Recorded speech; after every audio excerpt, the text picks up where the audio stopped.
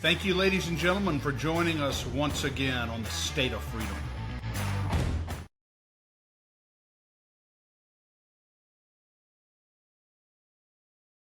We are thrilled to be streaming Steve Stern's Integrity and Action Call. He's got an all-star lineup as usual, and these folks are working hard to ensure that we continue to advance.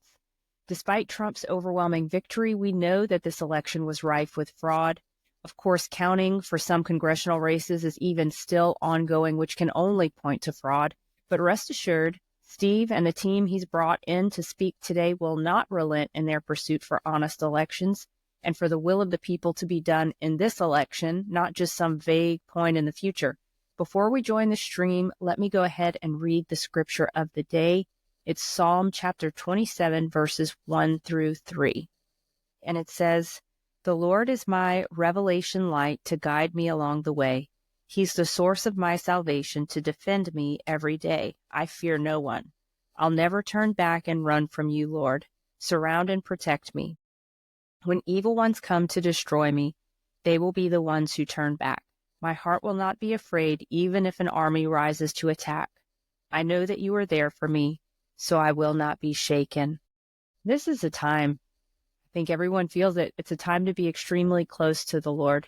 It's a time to allow that all that's happening in the world to be secondary and further from our hearts and minds than what the Lord is saying and doing. What he's saying and doing needs to be absolutely front and center, and I'm preaching to myself right now. His voice needs to be the primary voice we hear and the primary one to which we respond. The Lord has made us fierce warriors, and he has placed us in the middle of a war on purpose. So we need to do the internal work to ensure that we operate effectively in that assignment. We're not ones who should be in panic, wringing our hands and spinning in circles. That's not what the Lord has for us. We're to be bold, very courageous, and laser focused on the Lord and what he's called us to do. And that's how we can get through this intense spiritual war in excellence. And that's how we can participate in the victory alongside him. That is so powerful. And it reminds me of what Jesus said in the scripture: seek me first and my kingdom and my righteousness first, and all of these other things will be given you besides. And then David in the Psalms talks about, I am consumed with zeal for your house. I meditate upon you night and day. I am constantly meditating on your laws. And then St. Paul talks about praying unceasingly. We're always praying. In other words, and they're all talking about seeking Christ, seeking God first and putting him in the very first place. And it is so difficult to do in this day and age, Danielle. It is such a challenge because of all of the things coming at us, all of the vicissitudes of politics and the distractions that we have constantly. But it's at this moment, most importantly, that we are to seek him first. And it sounds so simple, but it's really not difficult. But it's a daily discipline and a daily practice to put all else aside that seems so important, and it can't wait, and it's just overwhelming. And it's precisely in those moments that we are supposed to walk and approach the throne of God with nothing else and put him first. And if we do that, not only are our results better, but we have so much greater peace. But it's just a difficult thing to do. And there's so many in the world who simply don't do it because they're constantly bombarded. And there's always a distraction. There's always something that seems so pressing. But in the grand scheme of things, there is nothing more pressing than our relationship with our Savior.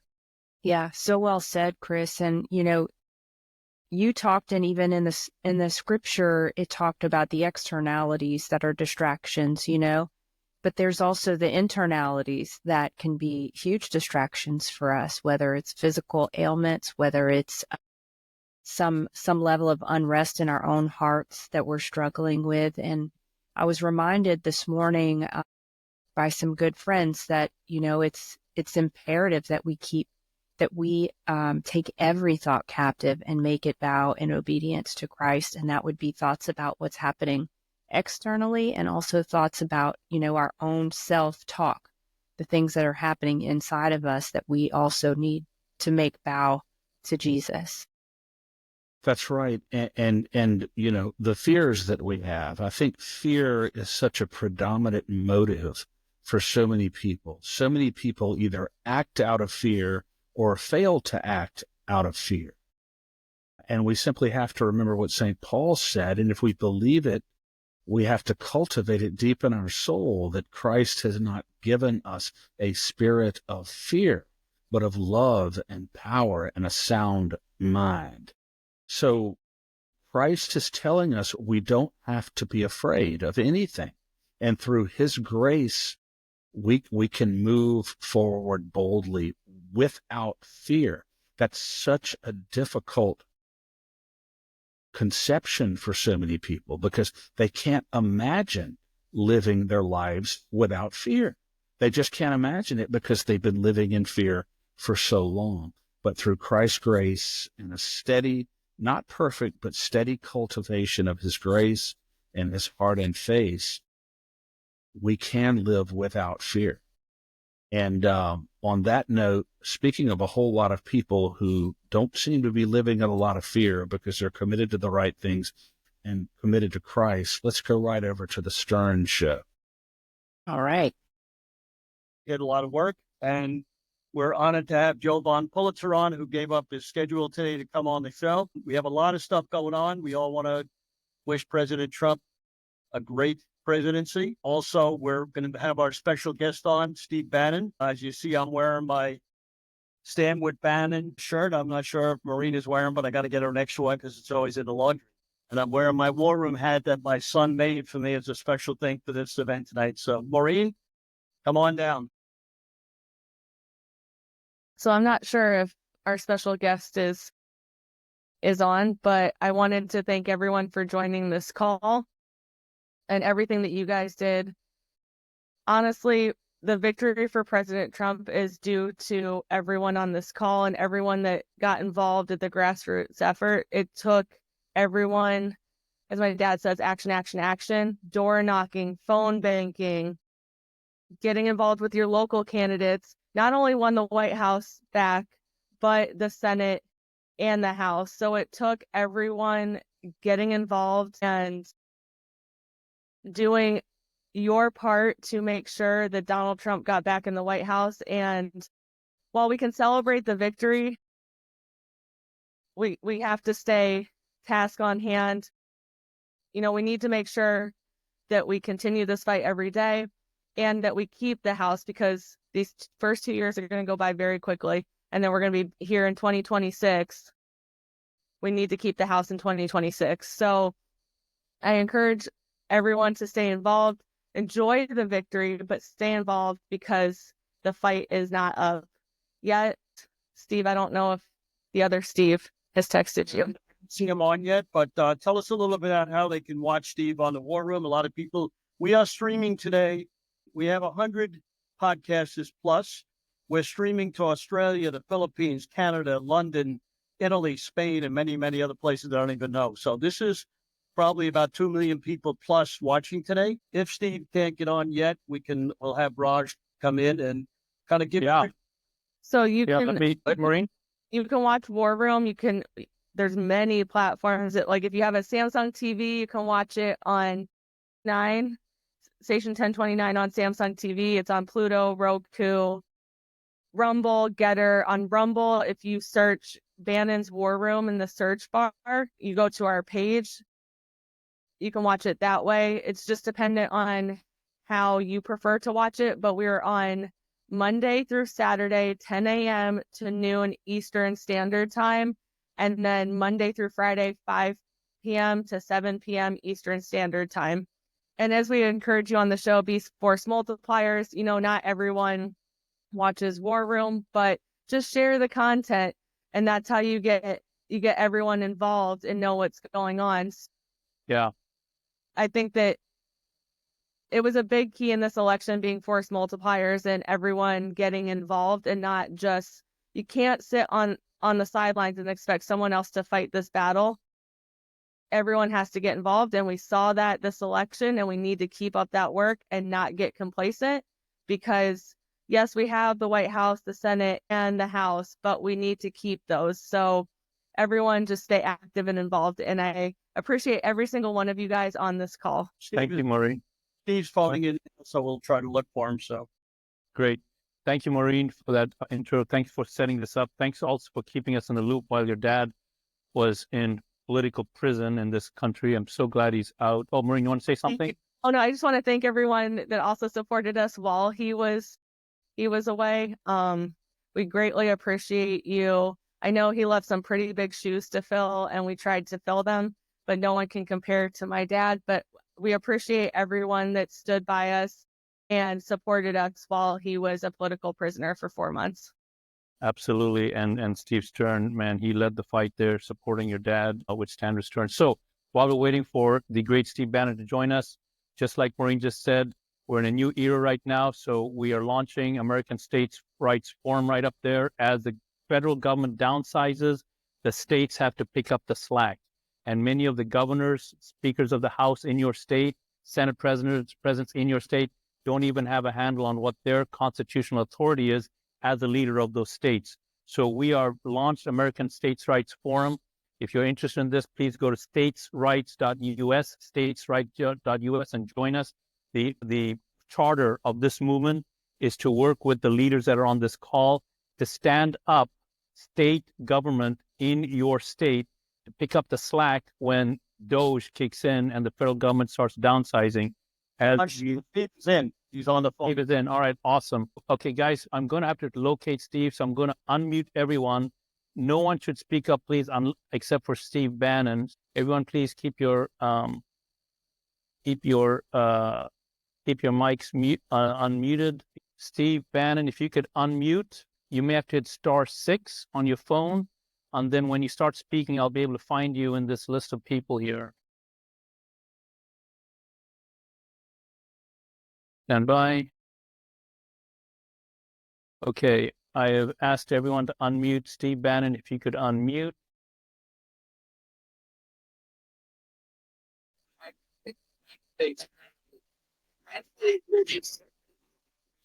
Hello, Steve Bannon here. Great, Steve Bannon. Go ahead and you have the floor, sir. Go ahead and start speaking, and I'll mute everyone else.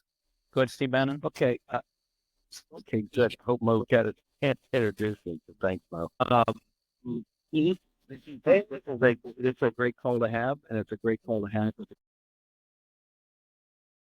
Okay, are we set now? Your audio is coming in a little, is not very clear, Steve Bannon. I can hear you, but your audio is not clear. I'm hearing some interference. Is this better? Yeah. Okay. Can you get this together? Guys, I need everyone to self-mute. Just Steve Bannon is going to speak. Well, we're all muted now. They have. Yeah. All right, Steve, go ahead, please, sir. So, look, it's a great call to have. You guys are the key to victory. You were the tip of the spear. I know the amount of hours Steve Stern and all of you folks put in is just extraordinary. Now we're in a very, tough transition period. These people out to defeat us. As I'm sitting here, John Thune taking the microphone, we have to be brutally frank. It's a huge loss for us to have Thune as the leader in the Senate, that he's McConnell's guy, and we got to face reality. And I don't care how much happy talk people are saying, it's a defeat for us. This gives Thune the ability to throttle President Trump's agenda. That's just reality. And we're going to have to fight that every tooth and nail. Over at the House, I think it's just about as bad. You're having a whole rules package put through the day that would thwart President Trump's program. So look, it just doesn't end. But that's what happens when you're trying to fight to save your country. I would love to be able to sit here and say, this is joyous, let's pop the champagne. But the reality is, every second of every day, they're going to try to put restraints on President Trump. The established order in this country does not want President Trump to have power. And more importantly, they don't want you to have power. President Trump is what got us in the room. And now they're trying to stop it. So as much great work as you guys have done, and we wouldn't be here today for this historic visit of President Trump to Washington, D.C. was not for your work. And Steve Stern and all the people associated with this, you are amazing patriots. You're like patriots of 1774, 1775, and 1776. But remember, in 1776, they had 8 years of fighting ahead of them before we got to even the guns being quiet. And then years later for a peace treaty. And the Constitution wasn't until 1789, and then that really executed 1790. So it's like decades. And we have to understand if we're going to win this, it's going to be decades. So I appreciate you guys having me on, and let's just fight on and keep pitching the stories on the war. We'd love to have you guys on the show. Hey, this is being broadcast all over. Can you give us a little bit? Can everybody mute other than Steve, please? Can you give us a opinion on what do you think is going to happen in the Trump campaign, and how long is it going to take him to save this country? Because he's getting new people on quickly, but they have to go into action. And do you think that the Biden campaign, Harris, are going to try to stop him? Of course they are. They're laying traps, not just that. The Senate's laying traps, the House is laying traps that we control. We just voted in John Thune. John Thune's not a supporter of Trump. He's McConnell's boy. Mike Johnson right now is all kind of rules packages up there. They're going to make it much more difficult to get our program to the floor. And he feigns support for Trump. So remember, they're only snakes and vipers up here.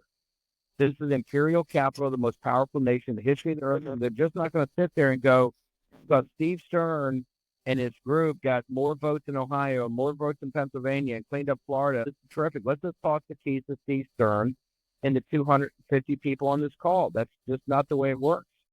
Every day is going to be a struggle fight. President Trump is putting an amazing team together in Mar-a-Lago. Incredible. Some of the resumes, some of the fights, some of the brilliant.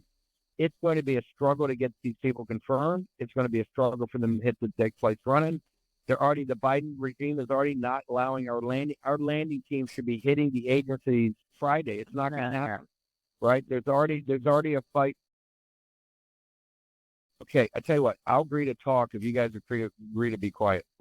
It's just not going to happen. Every day is going to be a fight, and it's going to be. And by the way, Hakeem Jeffries is raising $2 billion to defeat Trump in 2026. But this is the fight we want. These are high class problems. Right now, we're seizing the institutions of this government, and they're just not going to sit there and go, because Steve Stern and his 250 warriors and the tens of thousands that following him want to do it. They're not going to toss the keys up. Every day is going to be a fight, and every day is going to be a struggle. And if that's too much for you, then guess what? You're not ready for this fight. The people in 1776 that lasted 8 years, right, and fought and got our independence were not sunshine patriots. They were there, guys in Valley Forge. They were there at the other winners, and they did it. And so we just have to understand we have a struggle ahead of us. We can win this. We know we can win it. You know why? The American people are back of us. But if you falter, if the people in this call falter, if you blink, if you get in the fetal position on the dark and tough days ahead, then we will lose. President Trump is there today historically because you've had his back and have done the work. And you remember 4 years ago when he left and came back to Mar-a-Lago, how dark those days were of January, February, March, and April of 2021. You remember how dark they were and what a long shot this looked like. You guys were there from the beginning. You would not give up. You were relentless. Your fight, your refusal to surrender is the reason President Trump's here today. But guess what? This is just the beginning. To take the country back is going to take decades. It's not going to be done in a month. It's not going to be done in 100 days. It's not going to be done in 4 years. It's not. The start of it will be, and President Trump's doing that. And his first 100 days are going to be incredible. But now we have to put all gas, no brakes from now on, because these people are going to regroup, and they've got the media, they've got money, they control the apparatus. We have to dig them out with 4,000 people, 3,000 that are not Senate confirmed, and 1,000 still have to go through Thune's operation. You already hear the bitching and moaning about Pete Hegseth. You already hear the bitching and moaning about Cash Patel. You already hear the bitching and moaning about Rick Grinnell. You already hear the bitching and moaning about RFK and Tulsi Gabbard and whoever else he would designate. They want moderate to left to center left rhinos. That's what they want, and they're going to fight us on everything else. So my point, I'm down for the fight, and Steve Stern's down for the fight. And quite frankly, I think everybody on this phone or everybody on this call is down for the fight because you guys have been there and you've fought, and that's why President Trump's there today for an historic victory. So Steve Stern has a get me. We want to hear your stories. We want to get you guys on. We love you guys. You would not be here. You are every bit as great as the Patriots of 1775 and 1776 and 1783. And don't ever forget it. So, Steve, you're being streamed here on 100 podcasts, going all the way to Australia, the Philippines, Canada, London, Italy, Spain, many, many other countries. It took us a long time to do this, but we got some of the stars all over the world on here. What would you say to them in Italy, London, Canada? Because they're following us and what's happening. So if you could give us a little background, because you're talking to the world right now. President Trump believes in peace and prosperity. Go back to 2018 and 2019, before the pandemic hit, after he had time to get his economic program in. There were no wars, and we had an economy that was on fire with working class people having greater wage increases than white collar, than non-college graduates, greater than college graduates. President Trump is focused on one thing. Revenge for him means a great administration of peace and prosperity. Everything he's doing right now is focused on getting an economic team in here that can handle this economic crisis and getting a national security team that understands that America first, and working with our allies in Europe, in the Middle East, around the South China Sea, and up around Japan and South Korea, and Northeast Asia, is a way that we're going to get international and global peace. President Trump is the guy that can deliver peace and prosperity, and that's what he's focused on. He wants to stop the war in Ukraine. He wants to stop the wars in the Middle East. He wants to stop any potential war in the South China Sea. He wants to protect Australia and work with our allies there in the Indo-Pacific. So we have the ability, but don't think the globalists, don't think the war machine, don't think the warmongers aren't going to fight us every step of the way. So if you guys have our back, we will have President Trump's back, and we can do this. This is all doable, but it's not going to happen overnight. It's not going to happen without a intense and bitter fight. So people are asking, what can they do? Because, a lot of people have worked on our campaigns, both election integrity and precinct strategy. But, right after you win an election, everybody goes to sleep. The people on this call could be as many as 2 million people all over the world and all over the United States. Give them a little background what they could do. And also, number one, but hang on, here's what you can do. And you share social media. Number one, just take clips from War Room, take clips from this, take clips from all your other podcasts, and share them. Unite. Get people to get on Twitter for you. Get people to get on Getter, get on Gab, whatever platforms you're on, Instagram, even TikTok. We're going to ban that eventually, but even TikTok. Take over social media. We are driving the narrative, not mainstream media. We got to stop whining about that. They're crushed. Social media is your weapon. Make sure you've got your clips out there and do it. And for the people in the United States, or even people overseas, Steve, everybody should apply for inauguration tickets, and we all should come to D.C. for the inauguration. This should be like Andrew Jackson. This should be a populist inauguration. Everybody should come back. Everybody should party. Everybody should meet each other in person and have a great time. And just let's roll. Let's make this fun. Look, you know this, Steve. We've had it's been very tough. We've had a blast. We can be happy warriors because we're on the side of righteousness, and we're on the side of great people, and we've got a great leader, Trump. So let's fight hard and enjoy it. We should share everything on social media. We should double and triple down on being social media warriors. That doesn't cost you any money.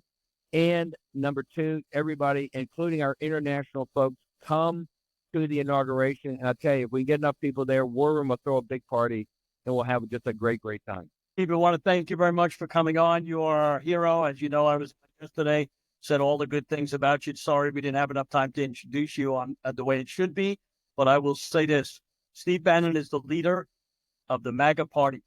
And if it wouldn't be for him, President Trump wouldn't be elected. I can tell you that. Because when he was on vacation, through Maureen, through all his people, they were getting the word out. Get involved. Well, thank you for the kind words. We got the third greatest president, or the third great president. We had General Washington, we had Abraham Lincoln, now we got Trump. This will be known as the age of Trump, just like it was known as the age of Jackson. We have a great once-in-a-lifetime leader that's there. We have to have his back. You guys are the reason. I was a little part of it. You guys were the reason. And this is why I felt so comfortable. When I went to Danbury Prison, I said next man up, and you were the next man. And you guys delivered the victory. You guys delivered. Don't ever forget that. It's one of the greatest movements in the history of this country. You guys delivered. Now we have to have his back when the fight gets even tougher, which is to implement these policies, get his people in, his policies in, and make sure that we drive out the enemy and we save this country. And in saving the country, save all of our allies throughout the world. So I appreciate the kind words, but let's get everybody back to D.C. for inauguration week. So let's have a big ass party and share everything on social media. Done cost you a penny. Share social media, and let's have a big ass party back here.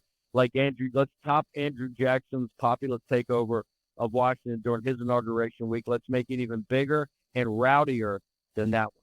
So, Steve, I got to bounce. I love you guys. Stern, I love you. Love all the team. Let's go ahead and hammer it. Mo, thanks for setting this up for me, girl. See you. Thank you very much, Steve. All right, we got about 10 minutes. Let's get Greg Stenstrom on for 10 minutes, and then we have General Flynn come. That sounds good. And Steve, General Flynn is running just a little bit late. I'm getting an updated ETA, but just to let you know, he is running a little bit late. Greg? Go ahead, Greg. Greg, you're up. And if you can unmute, Greg, go ahead and unmute. Great, perfect. So before he gets on, I want to say that Greg Stenstrom is one of our leading people that come on. He is doing such a great job, and I want everybody to promote his websites when he hears. We've got 2 million people on this call. We're going to have more people streaming it. I know that I work 12 hours a day. He probably works 18 hours a day. So we're very happy to have him on, except he's forgot to wear my flag shirt. So I want everybody to buy a flag shirt and send it to Greg so he gets it out of the wash. I wore it. I wore it this week. I really did. It's back in the wash. So thank you for having me here, everybody. And I know I'm filling in here before General Flynn gets on. Rather than bore everyone with graphs, I've just prepared a little bit of a statement overall that will hopefully only take 8 minutes. First of all, thrilled to be here and elated that President Trump is President 47. The Republican National Committee's too big to rig strategy played a key role in mobilizing Republican and conservative voters during the 2024 election. This strategy aimed to secure a decisive victory by driving record voter turnout and reducing the impact of any potential fraud through sheer voter numbers. While that mobilization was critical, I believe it may be insufficient to get us through. Many of you here have heard the predictions, and I've been people saying that I thought they would declare Kamala Harris as the president on election eve. But what some didn't hear was that I said I hoped I was wrong, and that only a miracle would change that outcome, and would require an 80% voter turnout on election day that could mitigate the mail-in ballot fraud and fraudulent code that was installed in election machines throughout Pennsylvania and the country, and break the algorithms designed to steal the election. God granted us that miracle, and the miracle of Trump, with a turnout necessary to overcome that steal. We saw turnouts in Pennsylvania of 83%, 86%, 80%, and the voters were lined up. They brought chairs, they brought box lunches, they brought water, they brought they brought their neighbors, and we saw a voter turnout like we've never seen before. And that is what saved the country. I think number one. I think that number of people was incredible, the turnout. I just want to check, Raj. I'm seeing some notes about the sound. Is the sound okay? People will be able to hear us? Okay. So, as discussed in previous discussions here, the real battle for election integrity didn't end on election day. And really, quite frankly, that was the first phase in successfully seating President Trump and a Republican House and Senate. Key milestones that are upcoming include state certifications on December 17th. That's the end date for all the states. Different states are certifying at different times before then. But by December 17th, all the results have to be in from the states. And what that includes, and I'm just going to use Pennsylvania as an example, the Secretary of the Commonwealth is the one who certifies the vote. The legislature, of course, reviews it, makes their recommendation, but the Secretary of the Commonwealth in here, Philadelphia, is Al Schmidt. He will certify the vote, and then the governors don't actually certify, but they provide the certification of the electors. And they say we've assigned electors in the case of Pennsylvania, Democrat electors, Republican electors, but we're assigning Pennsylvania's 19 electors to President Trump. And that has to happen by December 17th. Congressional certification is on January 6th, after the seating of the new Congress and Senate on January 3rd. And as a final step, Inauguration Day on January 20th is when I'll breathe my first big sigh of relief. I breathed a sigh of relief on election night, but Inauguration Day on January 20th, as Steve just mentioned, there's a lot of hurdles. These dates are where our legal system and our federal processes confirm the election outcome. And this is where we need to focus our attention now. Put things into perspective, let's look at the voter turnout numbers. In 2020, 158 million Americans voted, which was considered at that time a record turnout. 81 million votes were recorded for Biden, or said that they were recorded. I think it was 74 million were provided for Trump. I hope that adds up to 158. But in that election, Biden was awarded 81 million votes. This year, despite what they say is the greatest turnout in history and an intense election push, approximately 126 people turned out on Election Day, with 65 million recorded for President Trump and 61 million recorded for Kamala Harris. And that was when we went to bed, when I went to bed at 2:30 in the morning, finally, to get a few hours of sleep after being relieved that President Trump was named. That was the number. The number was 126 million was reported, with approximately 99% of the votes counted. In that case, Harris got 61 million votes and Biden got 81 million votes. It's a 20 million vote drop. Even with what I'm very, very concerned with is that number from Election Day of 126 million has since escalated to, my best estimate, it's very hard to tell, to approximately 154 million votes. So I don't know how we got from 126 million to 154 million votes in only a week, but that's still a drop of 4 million voters from 2020. This decline shows that while turnout is essential, it doesn't alone secure election integrity and the election outcome. In Delaware County, in Pennsylvania, which I can speak to directly, 37,000 mail-in ballots were recorded in 2020, for which 120,000 of those were given to Biden. And in 2024, only 80,000 mail-in ballots were counted for our county. So we dropped from 137 to 80,000 mail-in ballots, for which Harris received 60,000 of those votes. That was half of Biden's total in 2020. In both 2020 and 2024, President Trump received 18,000 and 20,000 votes respectively, which was hardly any change at all, while Harris took a 50% drop. So while too big to rig accounted for more Republicans understanding the value and importance of mail-in ballots, early voting, and so forth, I think the people here, the grassroots people that are on this call and the groups that they work with and represent, helped ensure that only mail-in ballots and in-person votes that were lawful were properly counted. So I think that was the big difference. The difference was between unlawful manufactured votes and lawful votes that people on the ground that were provided. Again, too big to rig did provide people. We had a lot more poll watchers this time. In Delaware County, we had representatives from the House, we had representatives from the National RNC, and we had representatives from the state RNC, which was a big change from 2020 and 2022. There were eyes on the ground, and there were a lot of people watching. So what we have to look at now is the path to certification. Let's break down the steps that remain to be secured for this election to come to fruition. So we have the state certification on December 17th. We have the congressional certification on January 6th. We have Inauguration Day on January 20th.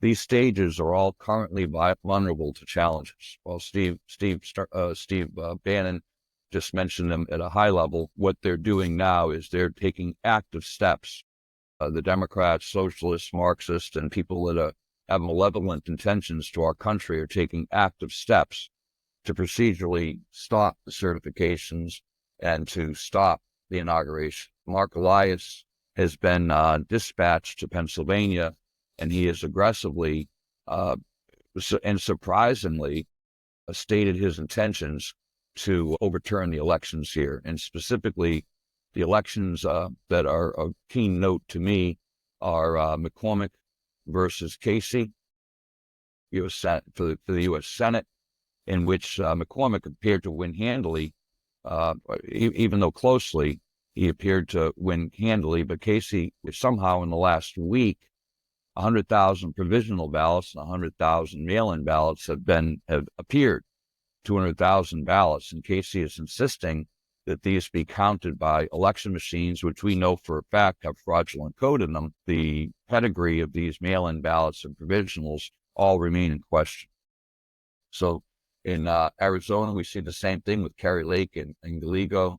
I think it was 99,000 votes just appeared in one night as a drop for Gallego. And then in Wisconsin, I think, which is one of the most outrageous, we had 100,000 votes show up, which were 90% for the Democrat challenger to the Republican there. So It's great. I got it. So what we've done is we had a series of litigative actions that had been filed. I think Marley's on later here. I'm not sure, Steve, but we filed SCOTUS cases and multiple federal cases. And what we found to mitigate this, and these cases were very simple. They asked that the DOJ rescind their unlawful policy and investigate election crimes, which they have not done, which would have a huge impact if they did so. It would stop a lot of the fraud that we're seeing now. And we also asked for declaratory relief for the federal courts to simply state that mail-in ballots from unqualified electors can't be counted. That would put a fork right now into many of the efforts. We also asked that election machines be certified and properly tested, which they're not done in Pennsylvania by the admission of the Secretary of Commonwealth here. And these simple declaratory reliefs were been stalled by primarily Obama-appointed clerks, judges, and an administrative state that has blocked these cases, including cases from Molly Hornick, who I think is appearing here in United Sovereign, from getting to the courts that would mitigate the fraud and also assure certification. So it's critical that these cases be pressed forward. We've done everything we can at this point, but the central figure that they're trying to block them from is Judge Alito. Judge Alito is where it seems to be their focal point from blocking these cases from getting his attention. What you can do to help us, people that are on here, and quite a few people here helped me. We need the attention of state attorney generals. We're looking for amicus briefs from Texas Attorney General Paxton. We looked for amicus briefs from Judicial Watch and lieutenant governors of some states that wanted to do this. We need their help to bring these cases to the attention of the... Marley on. Time for Marley. Marley Hornick, you're up. We got a lot of people. Oh, Marley's on now. Perfect. Go ahead and unmute Marley. Thank you very much, Greg. Thanks, Steve.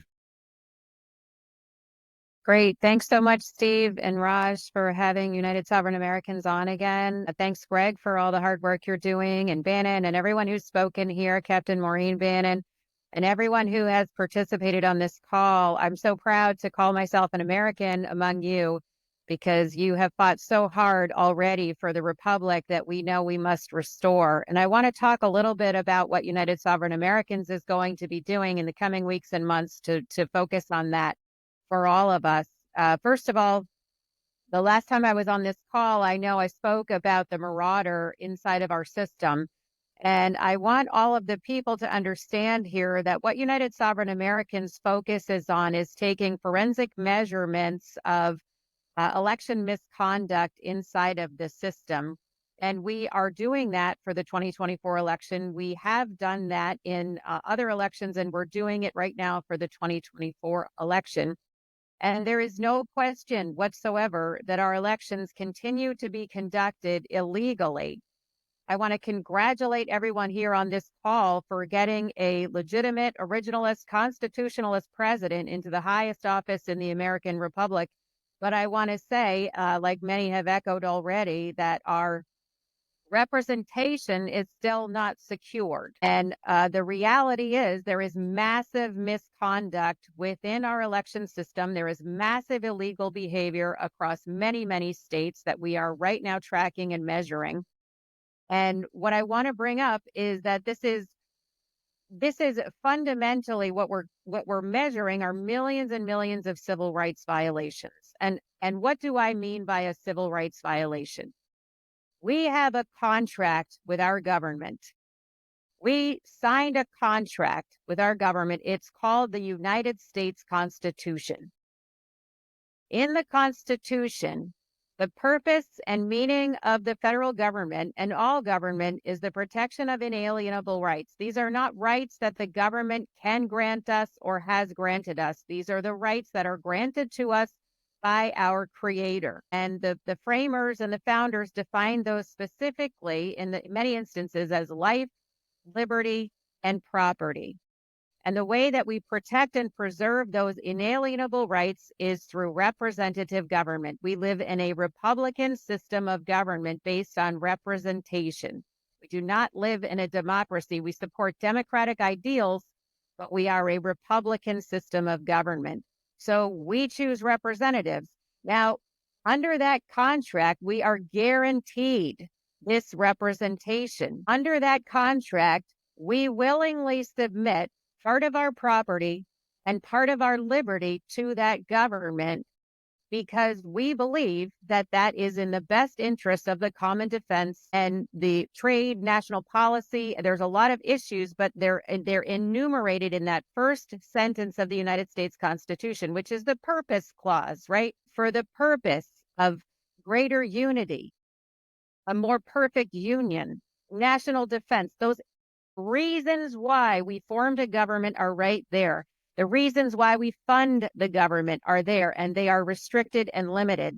When there is massive election fraud inside of the system of electing national representatives, when that system is contaminated with massive fraud, it doesn't matter where specifically it's happening. What matters is that the election officials conducting those elections are leaving the door open for people who have an interest in the money we are transmitting to our federal government on the basis of securing our inalienable rights. It is the issue that happens when we look at circumstances like what we're facing right now in Arizona, what we're facing in Pennsylvania, what we're facing in these circumstances where massive numbers of illegal ballots are being injected into the system. We are measuring this. What we're looking at is not that Mary Lake, for example, is having her race stolen from her. She is a candidate for office. She might turn out to be a great representative. She might not. We don't know. We may never know because she can't seem to get over this hurdle of election fraud. But who is being robbed is the American people. The citizens of Arizona their representation is stolen from them. The American people, we are being stolen from. Our property is being illegally confiscated and appropriated against the will and against the law, against the contract that we have with our government, the United States Constitution. Read the contract. Don't sign a contract without reading it. Read the contract. They're not allowed to appropriate your funds based on their own moral ideals, their own philosophical purpose, or their utopian vision, or their own personal privilege and power. They're not allowed. That property theft and denial of due process. Back to United Sovereign Americans and our measurements. What we are going to do now, just to be quite frank, is we are going to start enforcing the civil rights of the American people. We are going to go for accountability. The 9 federal lawsuits that we already have rolling through the courts, rolling through federal court in Maryland, Pennsylvania, Ohio, Florida, Texas, Michigan, North Carolina, Colorado, and Georgia, represented by Bruce Castor, the attorney who won in the second impeachment trial on behalf of Donald Trump in front of the U.S. Senate. Those 9 lawsuits are making their way through the courts. They argue that we must have legally valid elections, and we will have legally valid elections. And those are going to protect 2026 congressional primary elections, because every single person who is on a ballot in November of 2026 has to be working for the American people, period. That's how this system works. Otherwise, it's fraud and property theft. Now, I want everyone on this call to hear me say, we are not the grassroots. United Sovereign Americans is not a grassroots organization. You're not a grassroot. You're not the root of any grass. You are an owner and a customer of the United States government. We are collectively in control of our government. Do not accept the designation that they are superior to you, that they have authority over you, and you are a grassroot. We are going to enforce our right to representative government and our inalienable rights to life, liberty, and property as they are designated in our contract. And the states are granted and bequeathed the authority and the duty of enforcing suffrage and the rights of every American citizen in Article 1, Section 2 and Article 1, Section 4 of the United States Constitution. I don't care, and you shouldn't care, what Nibra and Hava say about whether or not citizenship is enforceable. When the states fail to enforce the contract and the portion of that contract that the law says is their responsibility, they're stealing our representation. That's what they're doing. Whether they're doing it on purpose, whether they're foolishly ignoring their responsibility or arrogantly thinking that they have got this covered, it doesn't matter, because where they are positioned, their barn door is open. New York, the barn door is open. California, the barn door is open. It doesn't matter to a thief where they get access to their target. If they get it through California, or if they get it through Nebraska, or if they get it through Ohio or Idaho, they don't care. They're going after the Treasury. That's the big target. Trillions of dollars of our money are being appropriated by people we did not provably elect. So, the states that are not conducting their elections according to the law and according to the United States Constitution and upholding the civil rights of the American people to suffrage, due process, life, liberty, and property, you are on notice, because we are going to start coming after you. And that is what United Sovereign Americans is going to be focusing on. I invite everyone to come and be a part of this movement through United Sovereign Americans, a litigation effort to enforce the civil rights of the American people against our own government, to enforce the principle of suffrage, and enforce the unalienable rights that the government has no right to be trampling. It is their responsibility, rather, to uphold those rights. So we can use your time, we can use your treasure. This is going to be a lot of litigation. We have constitutional experts working with United Sovereign Americans. We're spending hours and hours meeting with our attorneys on a daily and weekly basis. Come and be a part of this movement. We have done this forensically. We're not shouting and yelling. We have hard forensic evidence, ironclad proof of massive election misconduct inside of our system. And we're going to take this fight to the mat. And I truly and honestly hope that all people of all parties and faiths will come and be a part of this movement, because this country is supposed to belong to us. Thank you so much. You can find us at uniteforfreedom.com and on X at United S American. Marley, do you want to say something about your lobby day? Is that ready for prime time? Your upcoming lobby day? It's not ready for prime time. Yeah, no worries. Listen for that. I'll just mention, Raj, since you brought it up, we are planning a national day for election validity, likely in February. We'll come and give more information about that as it unfolds. But we want everyone in the country. By then, we're going to have our 2024 analysis done. We'll have numerous lawsuits more filed based on civil rights and based on not election validity anymore. We're going for accountability. That's what we're going to have to do here. So anyway, anyone who wants to be a part of that massive national lobby day using the forensic analysis of United Sovereign Americans to argue for election validity in our state capitals across the country, we want you to be a part of it. We're always thinking of more ways that everybody can work together across the country on one argument. That's how we win.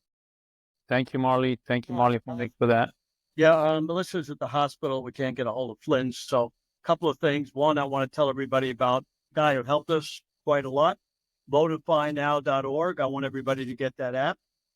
He had about 4 million people and tons of people reported incidents, which we got, and we sent them over to the RNC. The other thing is see if Liz Harrington is ready. If she's not ready, we'll get Linda Szynkowicz on. Copy that. Liz Harrington is not here yet. I'm looking for Szynkowicz. Stand by. And while we're doing that, let me go ahead and make a quick announcement here. So this show, a lot of effort, a lot of time. Please do your part and get a gift for you and everyone in your Christmas list from the flag shirt. You can see it right there.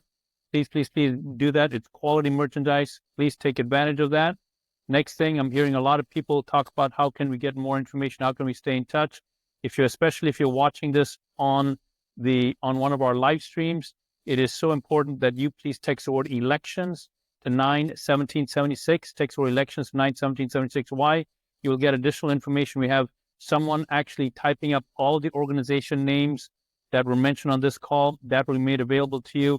If you want that, text the word elections to 91776. Thank you, Kathy, for making that happen. And then we have, I'm going to play this announcement here for you because now with this change in regime, decentralization in DC, the states have got to pick up the slack.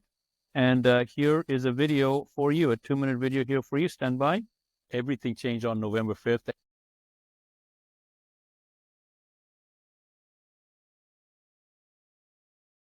Everything changed on November 5th. And now what do? There is stuff that all of us have to take action on right now, immediately, together in unity. Otherwise, we'll fall behind again like we did last time. So here is what's next. I think it might be a little bit like a football game. 2016 to 2020 was the first half. That did not end well. 2020 to 2024, I don't know what that was, but now we're in the second half, 2024, and we got to move fast to make up for lost ground. So let's look at the playbook. Here we have a new quarterback, Trump. Here we have the bad guys all lining up, already starting to attack him. Now we can either stay on the sidelines and let him take the hits, and what we've always been missing, the left tackle, the right tackle, left guard, right guard, the center. These guys need to block these guys so that our quarterback can advance the game. Who are these left tackles, the right tackle, the left guard, the right guard, the center? Who are these guys? Well, they are your congressmen and women, and they need to do a better job than the lukewarm, mediocre job that they've been doing all these years. But that's where you come in. You are the fans. You have got to compel these congressmen to do their job, protect and augment the presidency so that we can make touchdown after touchdown after touchdown after touchdown. But how do you do that? How do you compel your congressmen and women to run interference? What does that even look like? Step one, get connected. First, get your congress members' contact info, call their office, use this script when you reach the gatekeeper. Don't stop at one attempt, keep calling, emailing, and messaging until you get the appointment. Once you secure that appointment, be ready. Bring this prepared document outlining your points and leave this document behind in the meeting. Be direct, say what needs to be said, make your message unmissable. Next, get social. Go to x.com, find your congress member's handle, and message them with your version of this message. Make it public. You have to get their attention. Step number 4, multiply the effort. Now, recruit 5 people from your contacts on your phone to do the same thing. Urge them to repeat the process. This isn't a one-person job. It's a movement. Remember, unless you bring the pressure, Congress members will not act. Make it impossible for them to ignore you. Be relentless, be loud. The time for their lukewarm, mediocre effort of the past decade is over, and it's up to you to make that clear. To learn more, go to Patriots Digest. Great. Linda Szynkowicz. No, let's bring Jovan on. He's ready to go, and then Linda will come back later. She's having a problem unmuting. Copy that. Jovan, please unmute, and you're up. Okay, so we've got screen share for me, I hope. Yes, just go ahead and start the screen share. Beautiful. Okay, here we go. I'm going to say hi to everybody. Let me find my right screen. Hold on one second. Wow, different setup here. Let me see where I can find it. I'm looking for it. I cannot see it on my screen. So here we go. Let's see if we see it this way. There we go. Okay, before I start, folks, a few things. Number one, the reason President Trump's in the White House is because every one of you changed. And when I mean every one of you changed, everybody from 2020 has learned more than they've ever known before. We paid attention to civics. We paid attention to what was important. And we talked it up. The system would have loved to shut us down, but we talked it up. That's what got people there. My presentation, I'm going to keep relatively short.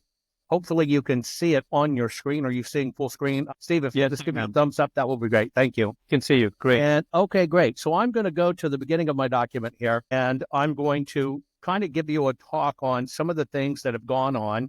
I'm all about the education. One, I think everything that we keep on saying, we need to get to solutions so we can be more effective. Do not, and I'm going to stop sharing my screen for this just for a moment. Folks, we didn't win anything. We won a little bitty skirmish. It might be the presidency of the United States, but in the terms of this war and getting our country back, we haven't won. We won a battle. It's not over yet. For me, it's eerily quiet. With millions of military-aged men in, we're going to have hell for 70-some-odd days. We don't know what's going to happen on the 20th. But let's just assume we're going to get to that point without conflict. And we're going to have to fix this. We do not have 4 years. We don't have 1,400 and change days. In fact, we don't even have 2 years. You've got to understand what we have. We have 1 year. And many times people don't pay attention to the time clock. And I would just like to focus everybody on the time clock piece. Now, a few things you need to understand. Everything that was ignored, learned in the Arizona 2021 full forensic audit, everything that people told you there was no audit, nothing was found. They didn't do an audit. All the broadcasters that talk about how great they are and we're going to put people on that did not cover this stuff.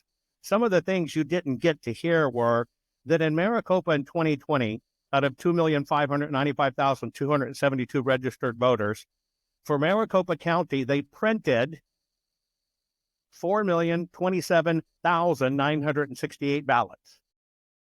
Now, why, for one county, would you print 56% more ballots than you actually need? None of your lawmakers and none of the broadcasters supposedly covering this stuff ever talked about this. They didn't let it out. Well, just so you know, it was repeated. They shift the things that happened in Pima County or in Maricopa County. All they did was shift it to Pima County. And Pima County ran the same exact operation. Remember, all this additional counting time, all these ballots coming in at late drops, folks. 2020, they ran it. 2022, they ran it. 2024, they ran it. Pima County has 644,000 registered voters. For Pima County, they printed 74 ballots. I want to let you know, no matter how much we talk or rah-rah, nothing materially changed enough that we can protect our elections. So this is where I'm headed. I basically think the word election integrity's gone. It's over. I think it's overdone. We have so many election integrity experts that when 2020 happened, they worked at Taco Bell or were a junior in high school, and now we're talking on it. I actually think the word has turned into a commodity that's not desirable. I think we have to get more focused on what we do because there is no integrity in any aspect of our elections. And look what just happened in the House with the speaker and everything. Folks, they're not going away, and they're not going away easy. It's going to be a fight. I propose we get to what's called election veracity. Veracity is very simple. It is to conform to the facts accurately and have habitual truthfulness. That is what we have to have in our elections, the truth. Now, why do I say this? Even though President Trump got in the White House, we spent 4 years telling everybody it's the machines, when it will never be proven on the machines. And all of the rules regarding the machines and the Election Assistance Commission are voluntary. You can look it up yourself. There will never be a conviction based on focusing on the machines.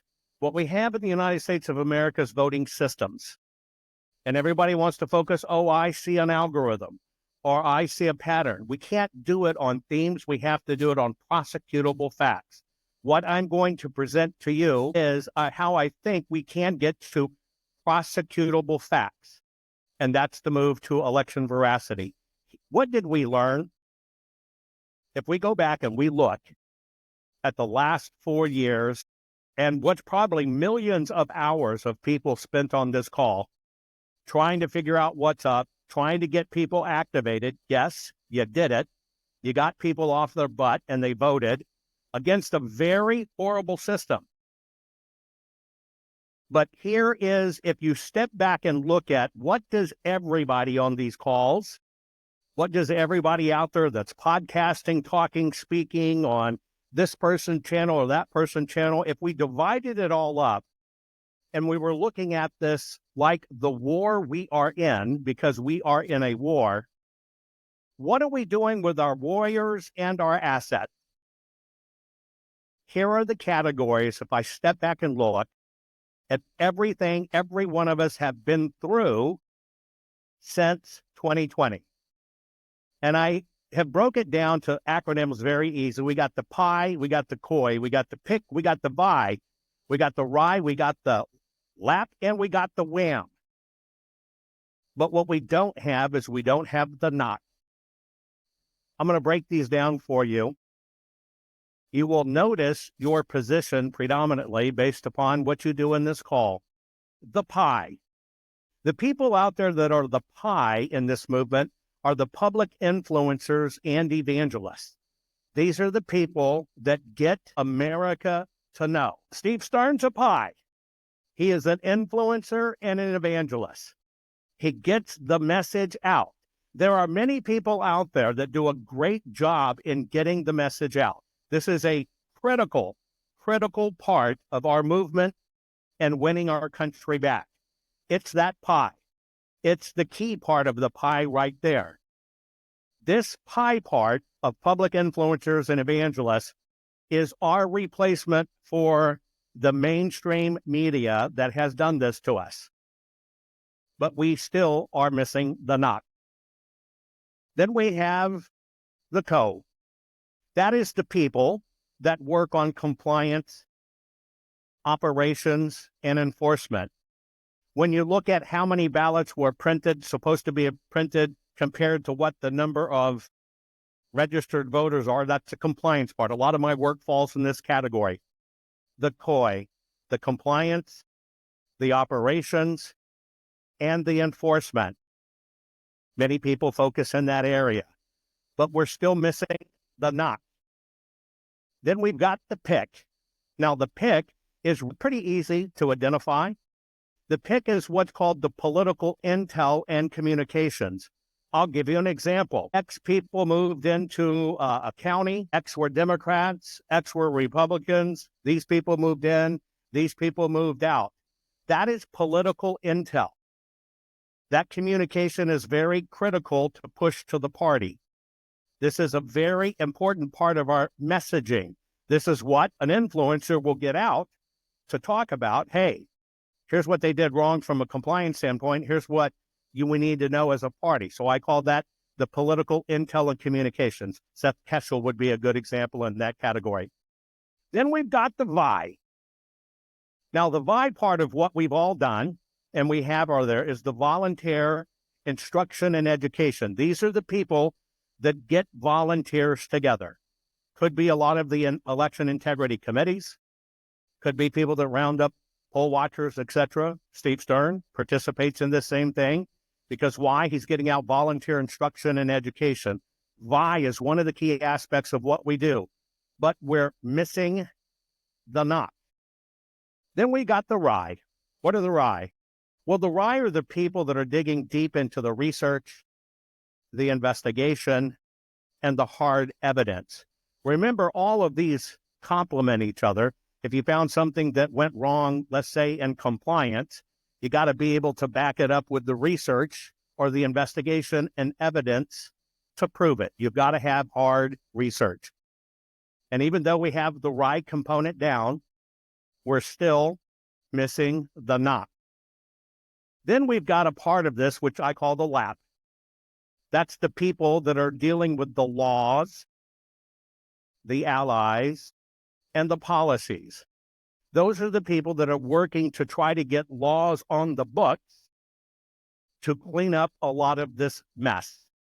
People that are working on those specialties. They're getting the allies within the government. They're trying to get policies passed. Once again, we're missing the not. And then we've got the wham. Marley was talking about wham in New York. That's the warfare and the movements. Understanding how to fight this fight legally and where you stand legally, bringing the lawsuits, etc., and getting a movement of people behind it to fight. But we are still missing the knock. Here's what a knock is in technology terms. A knock is nothing more than the Network Operations Center. Every one of you right now, whether you know it or not, are being viewed, managed, streamed, handled, and accounted for right now through a knock. You're going through some network operations center that is making sure everything on this call goes copacetic, that everybody can get a feed. We don't have a knock in this group or business or industry. And the knock that I'm talking about is we need to create our own version of what is a network operations center, and I call that a national organized communications. Now, there's a big difference here, so bear with me, though I help everybody understand what I'm saying. You might think being on a call, we're all communicating. That's not what I'm talking about. I'm talking about something different so we can win. Because we have 1 year. I want you to understand why we have 1 year. We have 1 year because the fight is now moved to the midterms. If we get past January 20th, and to get successfully to the midterms, we've got to have everything in place by the time that political season hits, not after the fact. Traditionally, we're doing too much after the fact. If we can develop our strengths and get into a national organized communication structure, which is how we get beat, the Dems do it to us. That's why they're always on message. That's why their message is the same. This is how they beat us. So let's learn from the DNC. And we need to create our own DNC. I call it the divide and conquer. It's very simple. Breaking down a complex problem into smaller, more manageable parts, solving each.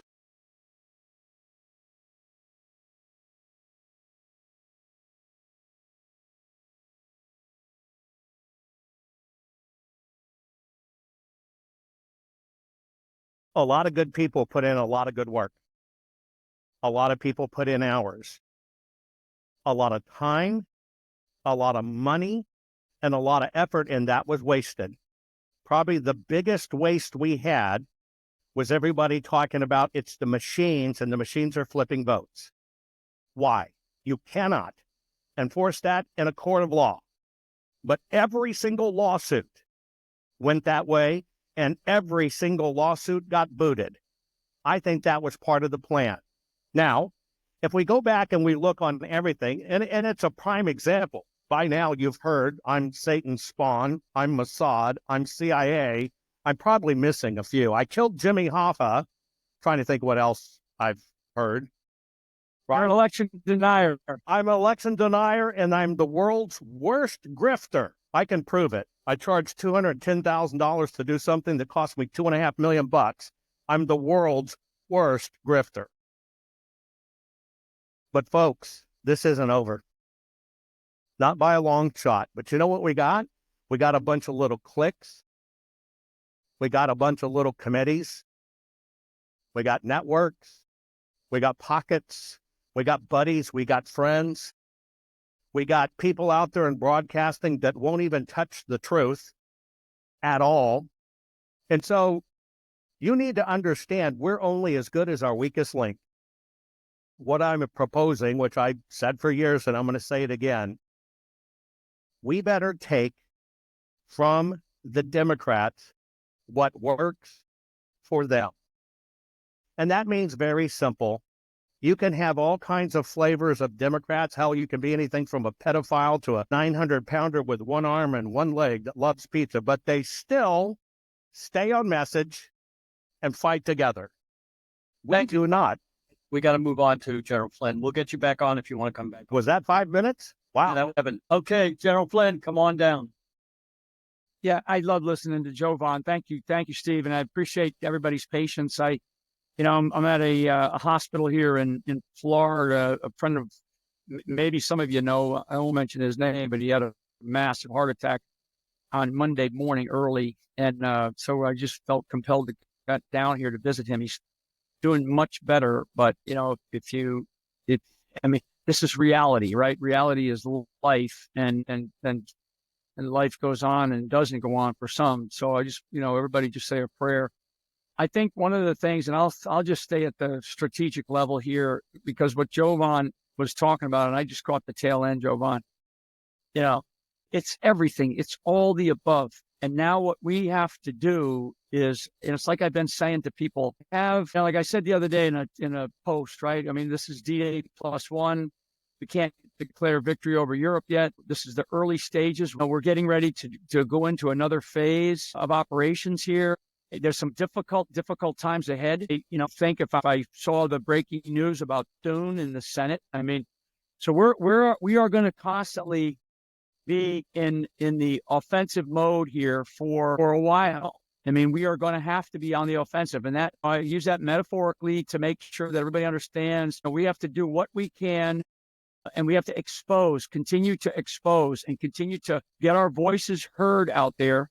And Steve, you've been a wonderful means to do that with the whole precinct strategy. I mean, when I think about the guy that I'm visiting here in the hospital, what he did, the Remnant Alliance that was organized of 500 Christian churches to get the Christian vote out, right? I mean, everybody, it was one big team. We didn't always see eye to eye. We didn't always get well coordinated, but we were constantly communicating. And we constantly did that wherever we were at, whether it was on your precinct strategy updates, Steve, or Jovan with his podcast. Everybody had a role, and everybody came together to do it. In order for us to move forward, now what we have to do is we have to make sure that we completely understand the agenda of this president, Donald J. Trump, and where we can focus. Got to be careful juggling a lot of different balls. If you're really good at one or two things, like laser focus on those things and make that your passion for the next few months and years here, right? If necessary. I still firmly believe that we must have accountability.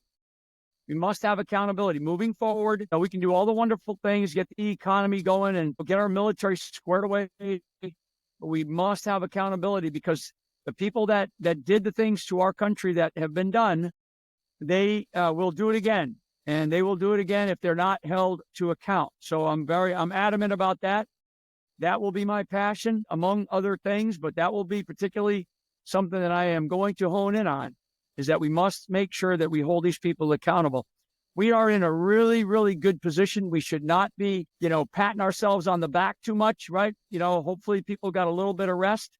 And, it's like we say, ruck up and move out in the military. It's time to really start to look at what it is that you are very good at, and then get involved. And I've been using this phrase, local action has a national impact, for a long time now, for years. And I have gotten great response from it, and, very positive. A lot of people that have reached out and said, I got involved because I heard something that you said about local action. So I do think that now that matters even more so that local action, whether it's a grassroots organization, a small podcaster, a big podcaster, everybody got involved and said, enough is enough. And we're going to do everything we can. We're going to get out of the bleachers onto the field and we're going to get this man over the line and into the victory circle. And we did. And we all ought to feel good about that one big team. Now going forward, as he builds a team, as President Trump builds a team, and as parts of his team are looking at how do we restructure our entire government, which is what's going on, then we're all going to need to weigh in and make sure that we support that, right? Question things, push buttons, but continue to move forward to get this country back. I mean, we still have a couple of months left where, Trump will be in office and be able to really, kick into high gear. But I'll just wrap it up with, because I'm here at a hospital visiting a guy who, almost lost his life, a good friend of mine. I want everybody to understand that prayer still matters a lot. And so pray for Trump and his family, because these people are not done. The demons that are out there, the evil that we face, they're not done trying to destroy this man. So say some prayers for him.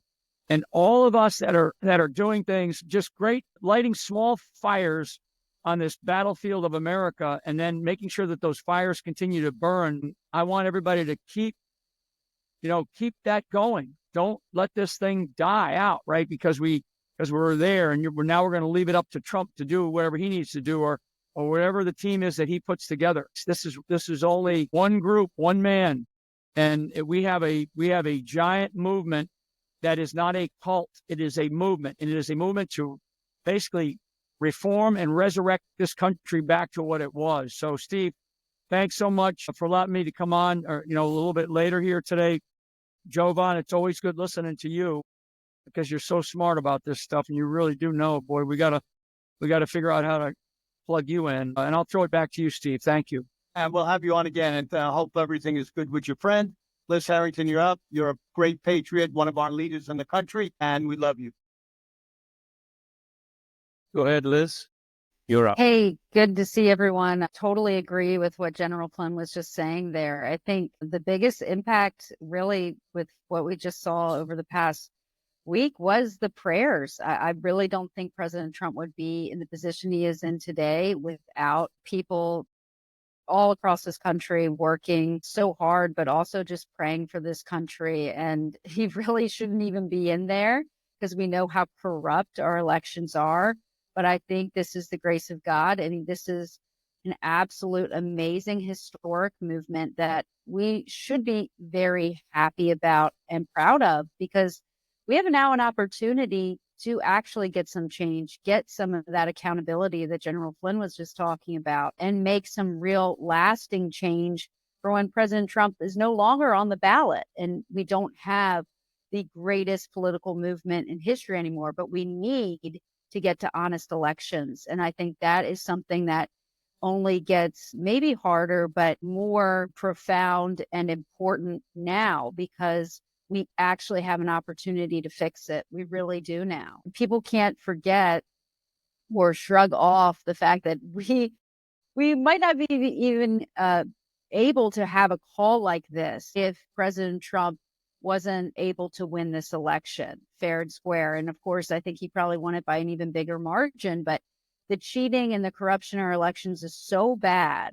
And I think so many people were looking at it. It didn't matter how much he was going to win in a landslide. We have so many corrupt offices in different states who frankly don't care if it's absurd to pretend that Kamala Harris would get the most votes in history. But by the grace of God, they didn't do that. They weren't able to do that. President Trump did win. They are obviously trying to limit his effectiveness with the House and Senate. It looks like we will keep the House, but the Senate majority should be bigger. It absolutely should be bigger. In these down ballot races where they kept counting for days and days and days, it cannot happen in this country. And I hope that we can use these down ballot races to shine a light on this issue and make sure we get to honest and fair elections because of what's happening in the down ballot. And so I think it's really important for us to keep pushing this issue. It's the most important issue because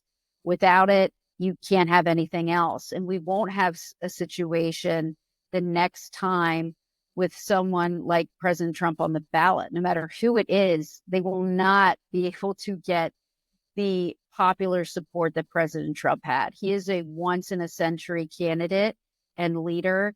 And now what we need to do is make sure we back him up and also make sure that we get to free and fair, honest elections. He said this at the end of his campaign. He said, yeah, I'm not going to be on the ballot anymore. Frankly, it won't affect me, but you have to get to paper ballots, voter ID, same day voting. That should be our mission. The machines are obviously a problem.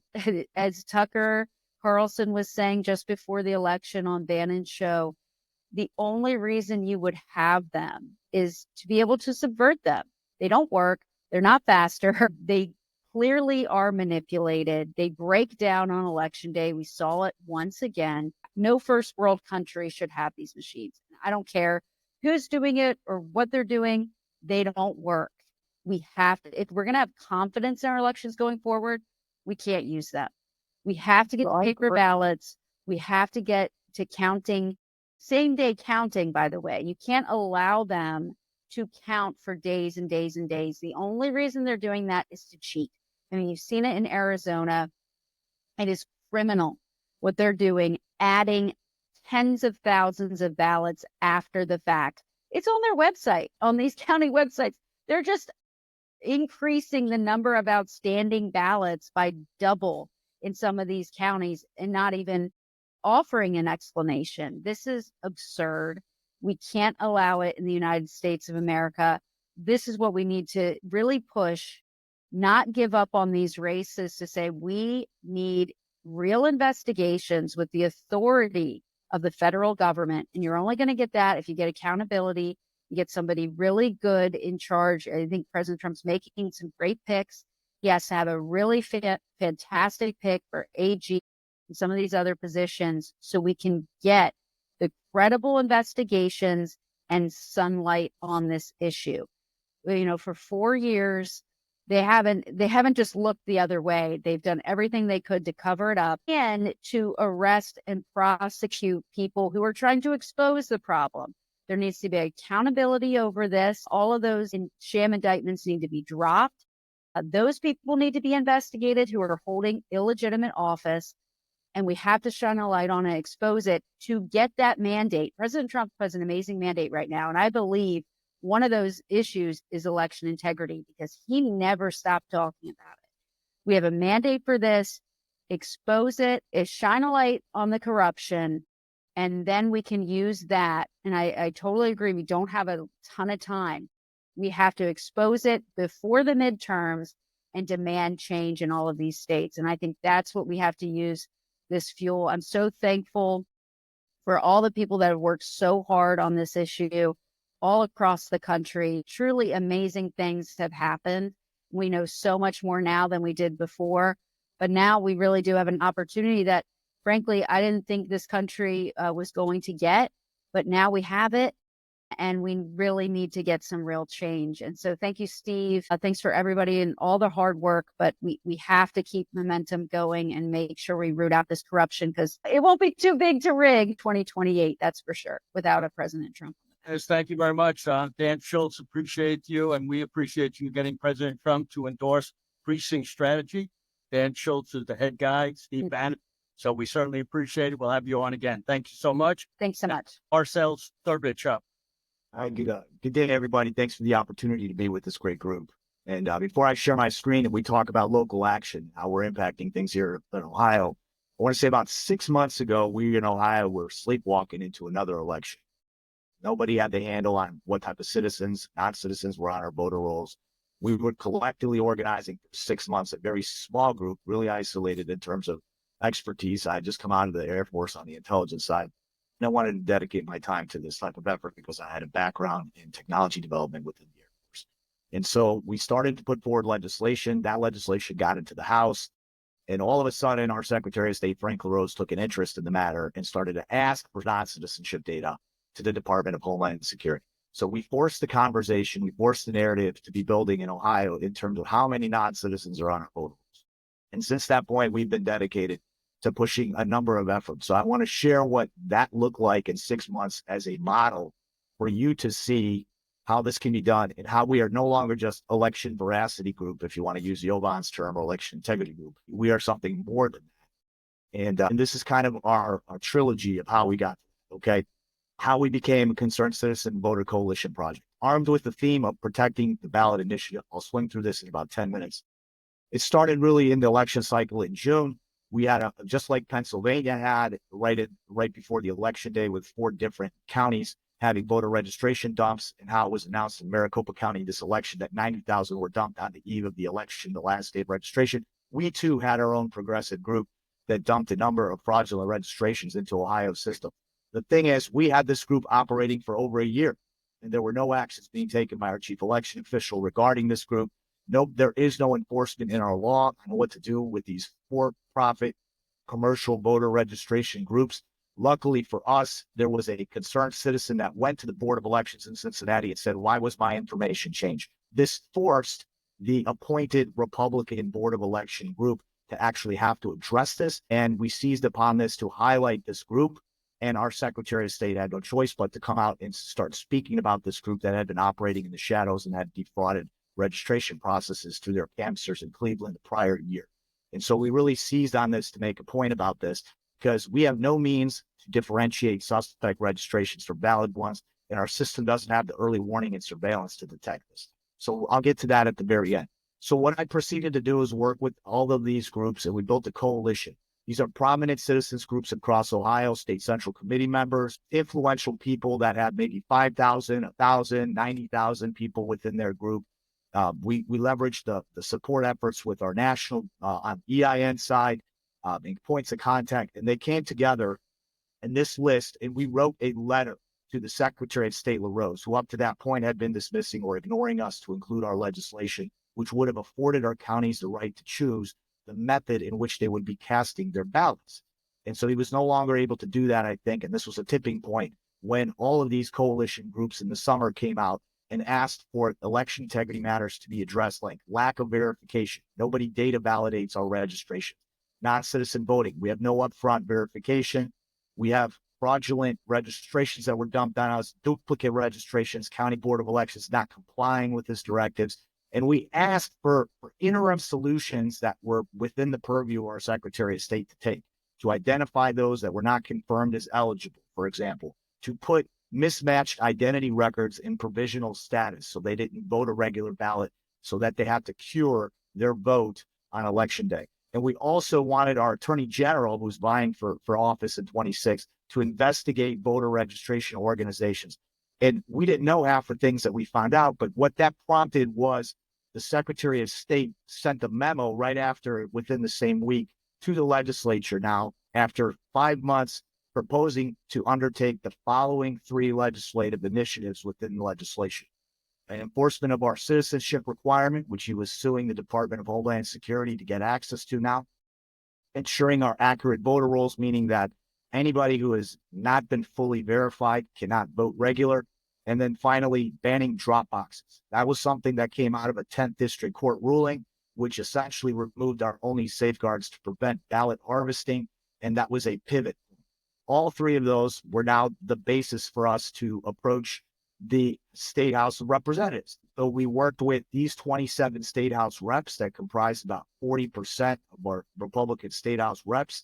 And we really just tackled what we saw were all the issues that were present all the way from the summer going up until the election. So in the wire coming up to the election, we got this letter signed to further reinforce to Secretary LaRose that the Republican legislature is now serious in Ohio and wants to address these issues head on. So that's where we find ourselves as we go into our lame duck session. And then we got a letter from Secretary LaRose that came to the legislature addressing these issues. And what we learned is, for all of the media attention that came to our state and our Secretary of State, how he was referring non-citizens, the county prosecutors across our state were ignoring his criminal referrals. And the Attorney General did not intend to prosecute illegal voter registration. So realizing that we have a paper tiger on our hands, we are going to move in the direction of pursuing civil and criminal liability and licensure for voter registration groups, similar to what Florida and 5 other states have done previously. And we want to create a system that there are consequences for third-party voter registration groups, and we'll be working on that in the new General Assembly. These are just an example. This took 5 to 6 months of concerted effort, all the components that Jovan Pulitzer talked about. And what we've come up with is an outline of proposed election legislation in Ohio. The first 3 are going to be worked right now in the lame duck, and then we want to work on some of these other ones. We have no excuse absentee balloting. We have one of the first legislations in the country that would have required a third-party security assessment review of all voting systems. I'm familiar with this in the Department of Defense, 3 PAOs, and what they do is they come in and they perform a vulnerability disclosure report. And we wanted to make that a condition to certification of a voting system. We also wanted to introduce the blockchain system into voter registration databases so administrators cannot tamper or hackers cannot tamper with our records without leaving a trace of who changed what and when. All of these were presented to Secretary LaRose. The irony is he's being considered for the CISA director. He did not seek or even sit down with us to discuss these matters. So it is not a very serious proposal or position to want to lead these efforts at the national level, if not work with people with expertise in this field. And I just want to point that out on this national show, that these are still out there for him to adopt and or pursue. And we have not received that level of reciprocity or communication with him. Finally, the last one is number 11. We want to restrict activity and introduce penalties for third-party NGOs and for-profit voter registration entities that violate our election law. So I'm going to stop sharing right now. And really, that was just a quick hit. I wanted to give everybody a sense of kind of what the work is in Ohio. We now are 5 months later operating with a wider network of coalition people that are not even just elections. They're a broader coalition that realizes that if they don't have honest or fair elections, their issues, their candidates are going to be, as Marley talked about earlier in the show, taken from that, their representation. So we're going to continue to work hard, and we appreciate the opportunity to come on with this story group and take any questions. Thank you very much. Mel K, you on? Mel K, just turn on your camera and you should be good to go. Mel will be right in. All right, great.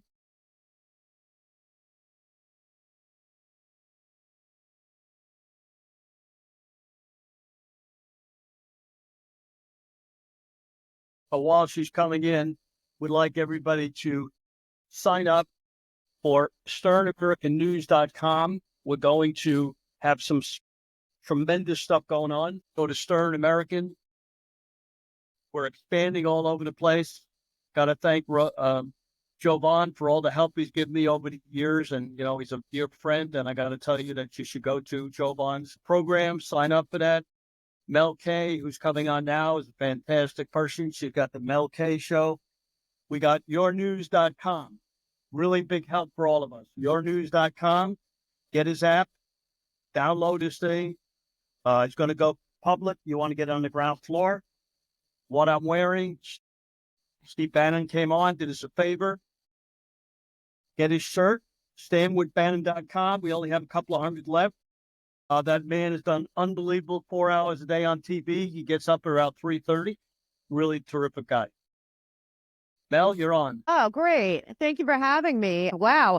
It's been quite a journey with you, Steve Stern, and what a warrior you've been and an inspiration to so many people, including myself. I do want people to fully understand that we are now at a place where we have to triple down on our local action when it comes to not just elections, but also city council, land management, every single thing. Our schools, not just our schools themselves, but what kind of technology and data collection they're using. We got to look around for any kind of globalist or sustainable development surveillance that is being placed all over this country in your backyard. All of us would like the swamp to be drained, but I think a lot of people don't realize the swamp has been infiltrating your local community all the way, whether it's your neighborhood or your county or obviously your state. So I just know this is a great win and we should be excited. I really feel the heavy lifting starts now. And that also includes putting out the hand and opening the tent to people that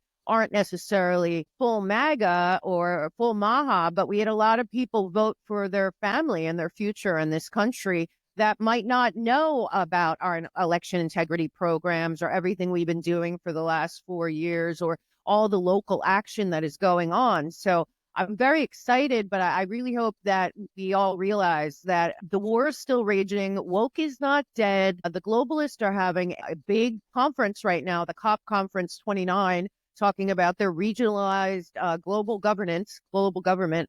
So, you know what? It's sand in the gears to this end of sovereignty that they'd all like to control with totalitarian track and trace surveillance and Agenda 2030. So Trump has given us a respite, but I really do hope people understand this is the first line that we're crossing. The other lines really are about removing the very deep-seated agendas that have been implanted, and I believe first were implanted locally, starting all the way back in the 60s, if not before then.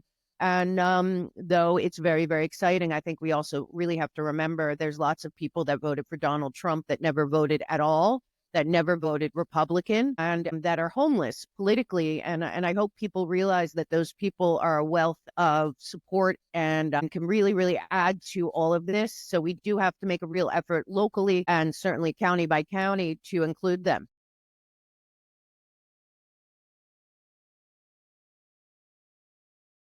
Hey, you still there? Yeah.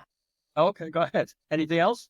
Well, I mean, really, I'm just very excited, but I don't want people to get, to think that the momentum now is that there's no respite here. We probably have 2 years till the next election cycle, and we have to attack all of the election stuff right now, including that it looks like 2024 shined a light on the actual fraud of 2020. 400,000 more people did not vote in Georgia in 2020 than 2024, and the whole world could see that. So we have a lot of work to do, but I mean, my concern is that people will rest on their laurels and think that we won. We actually just want a respite. We have a lot more to do. Tell us how we can get to your show. You have one of the best shows around. I've been on it a couple of times and I love it. And I know that you've been all over. So tell everybody how to get on. Well, thank you. Actually, for what I'm talking about, I want people to know I have a new book out called Americans Anonymous, Restoring Power to the People, One Citizen at a Time. I'm very proud of that. And Jovan was a big influence on my work as well. So I do want to thank him. And he's been an excellent friend to me. So you can find me at themelkshow.com. I have a free resource page where you can find a lot of this local action. And also become your own Paul Revere in your community to keep people alert and aware and informed and active. And every single night I have a show, the Mel K show with a different guest almost every night, a news show on Wednesday nights. And we are everywhere free speech still exists. So the Mel K show and themelkshow.com. Thanks for all you do. Thank you. You're up. Good. Steve, I appreciate it. Great to be with everyone on the call today. Let me, Good looking shirt. Yeah, that's my Steve Stern Memorial shirt here. I wear them and sell them out of my headquarters. So it's great to have those. I want to first put in the plug for Cleta Mitchell's Election Integrity Network. The group that I manage here in North Carolina statewide is called the North Carolina Election Integrity Team. And we're a part of the National Election Integrity Network. And I do want to do a shout out to Wendy Nissan from Florida, Robin Sachs from Maryland, Ned Jones from Virginia, who's a part of that network, Barry Chapman, Marcell Strbich, who was just on, Steve, yourself, and then Garland Favorito from Georgia, and a bunch of others who are dialed in right now to this call. Really want to give a shout out to all of them because they're great patriots. They contribute magnificently to Cleta's work nationwide. It is the one and ubiquitous system that's nationwide. I think there's at least representation from all 50 states in some manner, some capacity, and this is the network, as Jovan was talking about earlier. This is the network that you need to plug into because it not only is it ubiquitous, it has all the stakeholders nationally involved in it, to include Steve Stern and his network. So just really really think that CLETA's network is where people should plug into. We address a number of things, and I want to bring one of those up in the insight team. And somebody needs to mute, but You're muted. Raj, you got him muted for some reason. Jim, can you go ahead and unmute? Jim, can you unmute? Yeah, I got you. So as part of CLETA's analysis and decomposition of the election systems in place today, we in North Carolina decomposed that into the 8 lanes of election integrity. And this is where we've been working. There is a cycle of activity that goes on through every election, and you're focused during those various stages in the cycle. And so, we just got through with an election. We're doing a post-mortem analysis of the things that went well, things that didn't go well. And our focus now going into the long session here in North Carolina, the General Assembly and the statutes that they passed. That's where our focus will be for the next few months in trying to get the corrections to the vulnerabilities that we have in the election. Well, people like Barry Chapman from Virginia have pointed out a lot of the risk vectors that are affecting our elections. And that's what we really want to focus on, is how to correct the deficiencies in the election system so that we can make free and fair elections possible in the future. Elections are like train wrecks. You can only look back at the things that happened. You can't undo the train wreck. You can look back, figure out what went wrong, and how to correct it for the future so you don't have more train wrecks in the future. But that's the kind of thing that our team is focused on. We're really going to go back to work on list maintenance and the correcting of the correction. We have probably 15% of our voter list in North Carolina are still improper, either duplicates or non-citizens or dead people. We've got to get that fixed for the future elections and make it so that it stays fixed. We have to investigate the problems with the machines that went awry during this election cycle. And then, of course, legislative advocacy and oversight is really important. And if you don't get your election laws fixed in your respective states, you're never going to be able to have free and fair elections. And that's where our focus has to be as these various legislatures go back into session. We got to focus our energy on that. The operations, the training that go into election cycles, we're going to de-emphasize that for the moment while we focus on getting the legislative fixes. So let me just talk very briefly about North Carolina's team this last year. We had 2,100 volunteers that were working very aggressively throughout the cycle. They were trained and ready poll observers. They headed off or stopped or reported virtually every instance of in-person voting fraud that we would have encountered in the past. Things that we've seen endemic in the process in the past were headed off because of these 2,100 poll observers around the state. And we have an operational reporting system. It's called SEERS, our statewide election integrity reporting system. It was built by a local analyst, and it bottoms up reports everything in the cycle, where you can fix every problem at the lowest practical level. It's like a help desk application, but it's a lot more robust, and we can track and coordinate these issues in the aggregate, and then take those back as evidence to the General Assembly of problems that are still present in our election systems. So we use our SEERS reporting system to capture for posterity all the things that are improperly administered or managed within the election cycle, and then we can report that back to get corrective action taken. That SEERS system works really well for us. We've actually had it running in several states in the past. We're hopefully going to propagate it nationally in the next few months and years. Okay, so a number of our judges and workers around the state, poll judges and poll workers that are employees of the state, have been trained by our team. So we've got probably 10% of the workforce around the state now has been trained,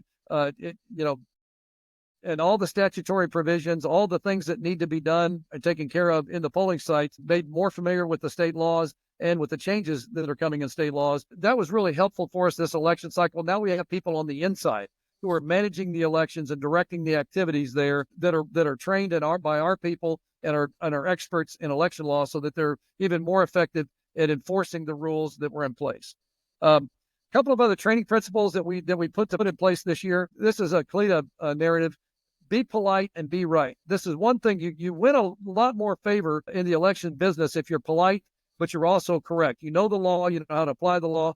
Be polite, be right. That's a principle that we applied this time. I mentioned fix every problem at the lowest practical level. A lot of the RNC and NC GOP types of people would like for you to elevate every problem to the highest level and let them trickle it back down. That's not the way systems work. You have to report at the lowest level and then escalate as appropriate. That's the way you fix problems. That's what our SEER system does, and we did it very effectively this time. But the last thing I wanted to mention is that we've got enormous work to do in the area of audits. No state in the country, and Barry can testify to this, no state in the country does an effective election postmortem audit or election procedures audit like SOC 2 in the auditing business. That's something that really has to be dealt with going forward.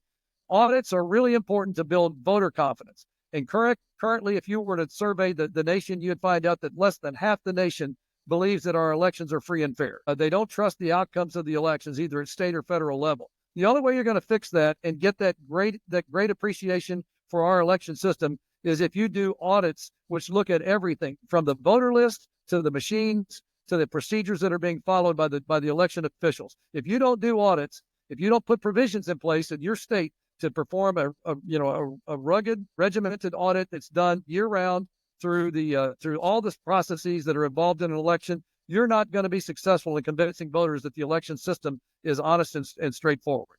So I'll leave it there. Yes, sir. 1 minute. Yes, sir. I'm done. Thank you so much for the time. Thank you very much for being on there. I just a couple of things. I want to thank two people that have made it possible to help me do this. One is John Farrell, who never comes on. He works with me every day. He's behind the scenes. And in California, Tina Saline, who's been with me for a year and a half, helps us with all the people in California. The next person that I want to introduce, every time we have our calls, we're going to have one podcaster on. Well, we have a podcaster on, Dan Smeriglio, who I met at Turning Point, and he is probably our largest podcaster, podcasting to all over the world. So come on down, Dan.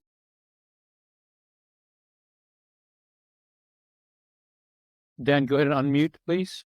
Okay, you're unmuted. I don't know why you can't see me. I apologize. I was having no video issues before, so my sincere apologies to everybody. I guess the camera doesn't want to cooperate. I want to start off by saying it's an honor to be here and to be on the call. And I just got to say, from all my years doing what I do, that I've met so many great people along the way, but Steve Stern has been just an absolute gem, a blessing from God, and a true hero. So, Steve, I can never thank you enough. We met you at the Believers Summit, or you were on Media Row with the Turning Point event. And this man has just been, he doesn't get enough credit for all that he actually does and how much he actually cares about the fight and the integrity of what we all do. And I'm just so grateful for him. So I apologize again that you can't see me. I don't know why, but I'm probably sparing your eyes in the process. So I do want to say that we are here and we have something built that started really in 2006 when I got into the world of activism. And I held over 300 rallies in 28 states between 2007 and 2010, fighting against illegal immigration, corruption. We broke Kids for Cash in Northeast Pennsylvania, brought a lot of bad people down, all while taking no money and just doing the right thing.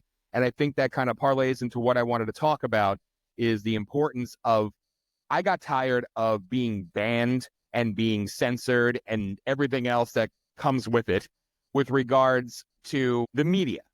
And I figured, how do you beat that? You see a problem, create a solution. So I was on traditional radio, I got offered an opportunity. They tried to censor me and I told them where they can go. And then I started my own online radio show and then built it to an online radio network in 2007, which wasn't very popular to do. And it didn't really hit until a 24/7 streaming thing until 2020. But regardless, we're in 98 countries. We're heard by 64 million people a month. Our shows generate over 4.2 million people a listen. And we've been blessed, thanks again to Steve Stern. We had General Flynn on yesterday. We've had Rudy Giuliani. We've had so many great heroes, and we've also had so many people in the fight. And something that was brought up earlier in the call was we put everybody on the air. I don't care, who you are. If you have something to say that's important that other places may not want to give you a voice, we will always, always, always put you on. And it's because I believe free speech is absolute. And just like election integrity is so very important, but one of the most important things in the world to me as well is integrity, period. And something that I shared yesterday while General Flynn was on the show, and our shows, you could find it every Thursday night is Politishock. That's the show that's been going for almost 18 years, Thursday night, 9 p.m. Eastern time. And, we made many friends along the way and a lot of enemies, and that's okay. But something that I believe is missing is integrity, period. And that comes from the local level. We left Pennsylvania, my wife and I, Hollis, who is my partner in crime, and she's the only one that helps me do everything. And it's a hell of an undertaking because we're fighting a whole establishment that doesn't want people like us heard. And regardless, we keep pushing forward. When I started out, again, which led to the Kids for Cash thing being exposed and everything else in 2008 in Pennsylvania, we went across the country, held our events, and people came to us. And it happened again not that long ago when we moved to northern Maine, where we currently reside, right on the Canadian border. We've been up here for almost a year, and we decided to hold a rally in support of President Trump on June 1st. It was my first rally since 2010 in Phoenix, Arizona. And nobody tried to shut us down more than the Republican Party up here. They worked night and day to get people to not come. We got credit, if you want to call it that, from the USA Today. We were the first rally after the indictments or the convictions in New York, in support of President Trump. But regardless, I seen what it was up here. And so many people, nobody thinks of Aroostook County, northern Maine, as being riddled with corruption, but it's everywhere. People don't trust law enforcement. They don't trust local officials. They don't trust elected officials or unelected officials. They were coming to us, telling us their stories. And the stories are atrocious. It's like any story out there, anywhere across the country, small towns, small areas go unnoticed. So my mission is to go back to the core. We have built something now where, yes, we bring in absolutely no money. All we have literally is a MyPillow promo code, thanks to the generosity of Mike Lindell. And other than that, we have nothing else. And it's hard to do it out of pocket. Work full-time jobs. My wife works full-time job, and we keep this going. But regardless, we have to continue to promote transparency and to root out evil no matter where it lies. So our next mission is going back to the core, back to the roots, if you will. And we are going to start our campaign to go across the country and to give, once we have rooted out issues, people coming to us, people reaching out to us, telling us their stories throughout the country. We vet it. We know it's legit. Then we're going to go out there. We're going to give them a voice. We're going to expose. We're going to confront. We're going to root it out and destroy the evil on a local level, destroy the corruption on a local level. And the beauty is, it doesn't matter to us if the media doesn't want to cover it, because we'll be going live right there on location. And again, we're blessed to be out there so far, so wide. And it's an honor to be able to broadcast these calls because it's so important. And that is the mission. That's what needs to be done. I think too many people spend so long thinking that, one man can kind of fight the system. I'm not speaking to this group. One man can do it all. No, it takes more than one man. And you're fighting at the top. We need to also come up from the bottom and really put it out there and give people a voice. And I think that's the most important thing to do in the world. And that's what we're moving towards now. First time in my life I'm ever asking for money from people, trying to raise money to help fund it. Because again, we go out of pocket, So it's the work that needs to be done. And that's why there's so many out there that are doing so much great work on elections, and there's always more to be done. And anybody on this panel, anybody out there knows you always have a spot on any of our radio shows. And the radio website is VOPUSAradio.com, obviously. And of course, our activist website, and this is what I'm going to be pushing right now, is Voice of the People USA. 1 minute, Dan. Sounds good. And I'm asking anyone if you could possibly give it a look, check it out. If you'd be so kind to at least share the video, people are willing to donate and help out in this mission, I would appreciate it. voiceofthepeopleusa.org. Also on Rumble, if you could please follow us on Rumble at VOPUSA Radio. And our featured video is all about this campaign. But with that, again, I thank everybody so much for the time. Steve, you are a hero to me. I love you to death. Raj, I never got to talk to you personally, but I love you too, and everybody else. God bless you, and thank you. Thank you for everything. Well, Dan, you're our number one guy, getting more people than anybody else, so keep up the good work. So, my honor. Person Kim Yeater, come on down. Miss Porter. Good afternoon. Oh my gosh, border. Are we so excited, you guys? Because now we have the ability to truly take our border back. For those of you that don't know me, my name is Kim Yeater. I host the Take Your Power Back show. I also am the team lead for Take Our Border Back, which we've reached tens of millions across the country. We've activated We the People. It's all about stepping into our God-given sovereignty and taking our power back as we the people. Now, there's so many incredible speakers shared today and so many things that have been just going through my mind that I wanted to point out today. But the first thing I want to do is I want to edify Steve. I want to edify Raj. I want to edify every single one of you that are in this room right now because you are the warriors. I also want to edify those that are watching and listening. It is not by accident that you have come here today. There is a word for every single one of you. And the word that God has put on my heart is we are not done yet. I remember when my little girl was on a soccer team. I have 4 kids. I'm our grandma. My little Ashley was on the soccer team and she had this big burly dude Coach Michael. And Ashley was 5 years old. You guys remember when you had kids that were that little that were playing soccer? You were like, as long as they could just try to kick the ball and not kick the flower, right? Well, there was Ashley in the team, and every single game, this coach, until the very end, would yell out, it is parents that drove us crazy. But do you know what stuck with my kids? Do you know what stuck with us parents? That we weren't done. We're not done to the 5 things, that old saying. We are just getting started. And actually, let me just fast forward. Ashley went on to break the college record at Point Loma Nazarene University, the fastest goal scored in the history of the school, and she still holds it. Why? Because she was taught the power of going. You run the race, not just to run it, but we run the race to win it. Guys, if you are thinking that we've won, this is a taste of win. And the taste of win should propel us to do the work that needs to be done. I just came in from the election event with our new president, God willing, in Jesus' name, Donald J. Trump, in Palm Beach, to a breakaway in Cancun for a couple of days with my team to reset. That resetting is imperative for every single one of you. If you haven't reset, keep your foot on the throttle, but take a moment to reset because we are just getting started on the next leg of the race, just like General Flynn said. Now, there's something I want to remind you guys of. When I came back from that moment, from being in Cancun, there were so many patriots there.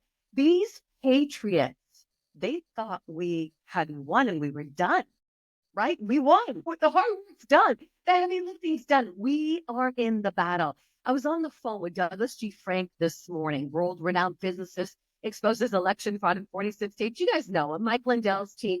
Doug says to me, Kim, on the beaches of Normandy, World War II, we hit the beaches of Normandy. We won the first leg of the battle. We still have the next leg of the battle. If we rest on our laurels now, that is when we will be attacked. Our freedoms will be taken. It is imperative that we continue to stand and we run the race to win it. I want to remind you guys of something. I'm going to share my screen real quick and we're going to pop over here. Not where I wanted to take you guys, but we are going to take you right over to this speech. I think you might remember this. Ceremony. You hear that? Special. Yes. Because today we are not merely transferring power from one administration to another or from one party to another, but we are transferring power from Washington, D.C. and giving it back to you, the people. Okay, that, my friends, is imperative that we pay close attention to that. You see, we don't have all the power just yet, do we? No, we do not. Hang on 1 second. Let me X out of this. Obama's popping up on the other screen. I don't need to hear him right now. No, I need to hear him. But the point is, it is about giving the power back to we, the people. Jim, have you taken your power back? Raj, Dennis, Phani, Bob, we, the people. You see, there are those of us that are awake. There are those of us that are taking our power back on that local level. With President Trump in place, okay, we still have not certified this election, as we all know, right? But as he's in this place, we have got to still take our power back locally. I am in the great state of California.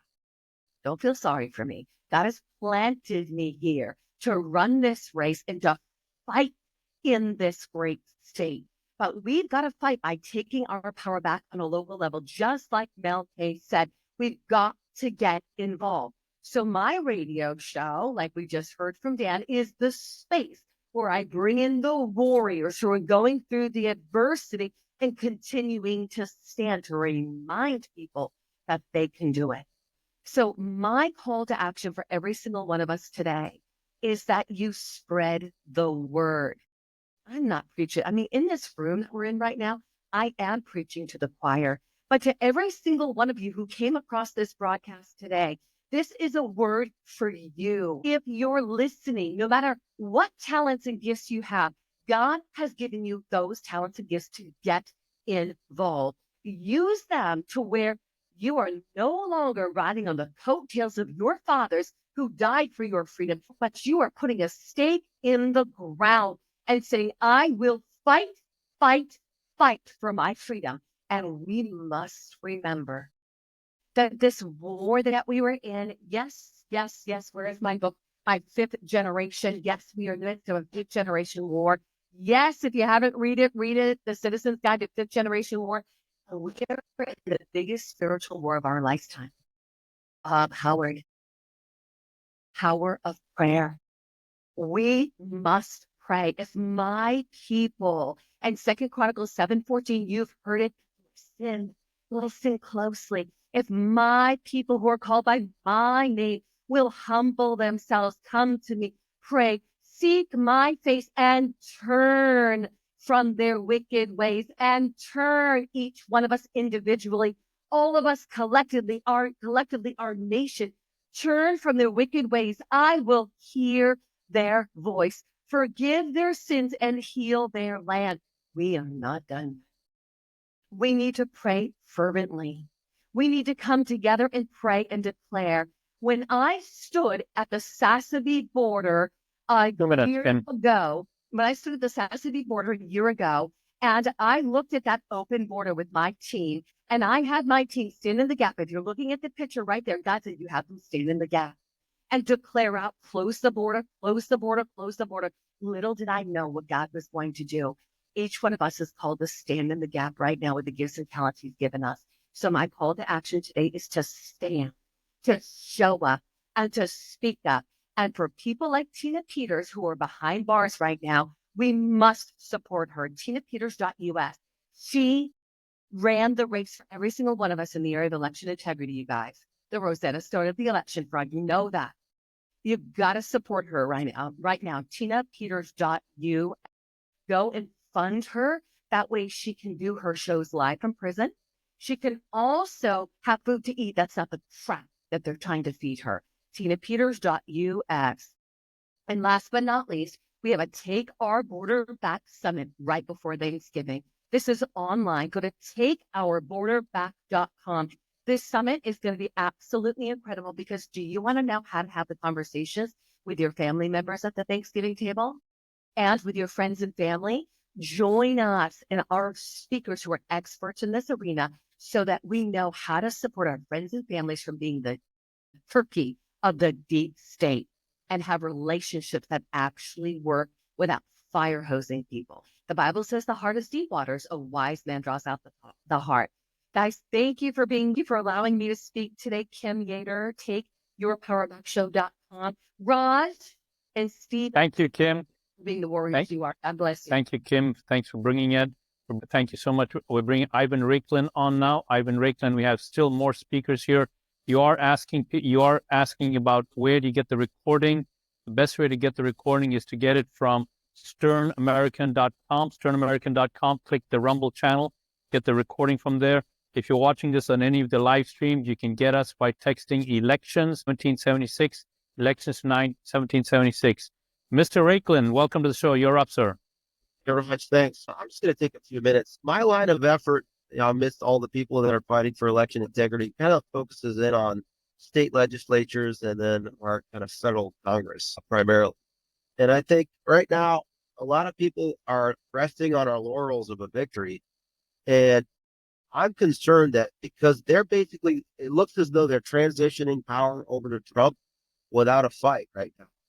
I suspect that it's the quiet before the storm. So I'm keeping an eye on what they're going to be doing in the certification process. And also, they're going to try to continue to steal some of these elections. We're starting to see some indications of that in Pennsylvania, in Arizona with the 2 Senate races.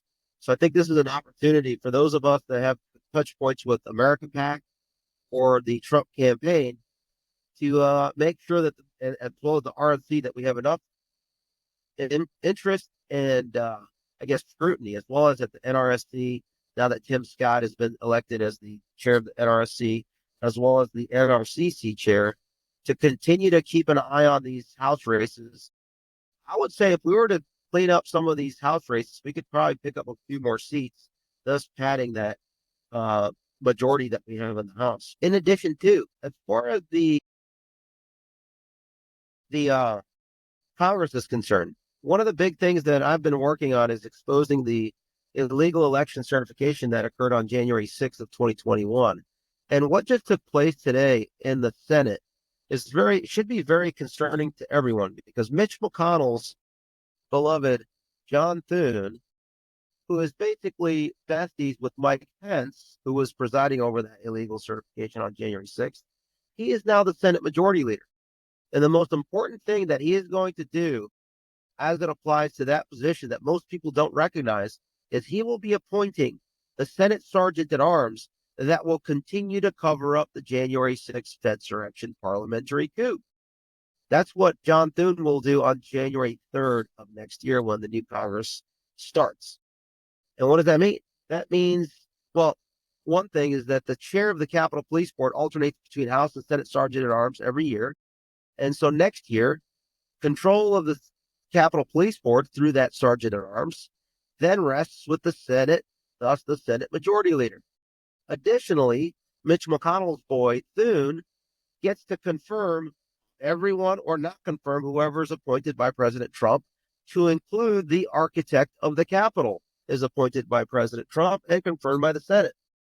So I've always said that control of the Capitol Police Board is really control of the entire federal budget, because when you control the Sergeant at Arms, you control all the communications and all the video and all the blackmail compromise within the campus of the Capitol. And that is what's going to dictate and create leverage over pushing back against what we just did a mandate for Trump and MAGA and Maha. But unfortunately, we have a Senate Majority Leader that is not of that ilk. And the Speaker of the House is leveraged probably by outside forces, particularly Paul Ryan and Faux News, etc. So we have to, my bottom line here in the discussion that I have here, in the few minutes that I have, is the call to action is we must continue to scrutinize the electoral system maximally, continue to clean up voter rolls, and don't just take for granted just because someone's a billionaire or a trillionaire, or just because someone is appointing someone, it doesn't mean that they're the best person for the job. We have to continue to apply and introduce evidence of who is a better person to be in each one of these positions, of the remaining positions that will be had in this incoming administration, as well as in Congress. So with that, if you guys want to follow any detailed work I do on all these subjects, I'm on Rumble, I'm on X. So that's all I have, Raj, and thanks for having me on. Yes, sir. And how do people find you on Rumble and X, Ivan? Yeah, my last name is spelled Raiklin, but my Twitter handle, or my X handle, is Ivan Raiklin, Raiklin. And then same thing with my Rumble channel. Those are the two free speech platforms that didn't bend a knee, and those are the ones that I will be supporting myself with content. Thank you, Ivan. Thank you for coming in. Thanks for the work you do. And Jerome, you're up next, sir. Thank you very much. This is Jerome Corsi, and our work on election integrity has been done through gods5stones.com. Take a look at that site. It's GODS, no apostrophe, spell out 5, FIVE, and stones is plural, STONES, gods5stones.com. What we've done is we have discovered a series of algorithms, which are these cryptographic codes that we found in the state Board of Election databases, the voter databases of a variety of states, including 4 of the 5 battleground states. In other words, Wisconsin, Pennsylvania, Georgia, and Arizona. We also found these codes in New York, New Jersey. We'll be reporting there in Texas as well. These are, I'm pretty sure that there are codes of this nature in virtually every one of the state databases. Now, the purpose of these codes, these are secret codes, and they are number schemes that Dr. Andrew Paquette found, which allow for the criminals, and I think it's actually the intelligence agencies. I think this is an intelligence operation that has actually penetrated into our State Board of Elections and is controlling the State Board of Election databases. With these algorithms embedded, what they can do is they can create false voters, voters who don't exist. They can hide them in the database so that they look like they are legitimate voters, which means that they get a state ID number. That way you've got a false voter that it's like a card marking scheme where, you basically have to open the card deck and shuffle it so you can start putting cards in that look random, look like all the other cards. Those are your marked cards. And it's the same here. They reorder the way the state gives out its voter IDs, not by the date you register, but by an algorithmic scheme, number scheme. So it mixes up all the numbers, and false voters get mixed in. They look like they're real voters. False voters may be clones. They're duplicate votes. They could be dead or people who have moved out of the state. They can be people who are just made up, or they can be purged voters that are put back into the database. Now, because we found these algorithms and publicized it, of course, the mainstream media has censored our efforts, but been widely seen throughout the country, and we work with the many voter integrity groups throughout the country. We've been able to educate a large army of poll watchers and others so that the Democrats did not use these algorithms in the mail-in ballot schemes in the presidential election this time around. They did use it in the down ballot elections. And so we have a lot of elections now that should be contested, and we're looking at a variety of them. For instance, the one that has interested me most is this Eric Hovde election, which Eric was running for the Senate in Wisconsin. And right through election night, he was leading until 4 a.m. They dumped 100,000 mail-in ballots from Milwaukee that were 99% for his opponent, and suddenly the opponent won. Now, again, I think these are indications that the algorithms were used, false voters were called out of the deck and voted, and the mail-in ballots that appeared because there was a false voter that had a legitimate ID was able to be counted as a legitimate vote. Now, what I'm wanting to do at this point is to take God's 5 stones and to begin an effort to work with candidates who lost close elections, especially where there were mail-in ballots that made a lot of difference.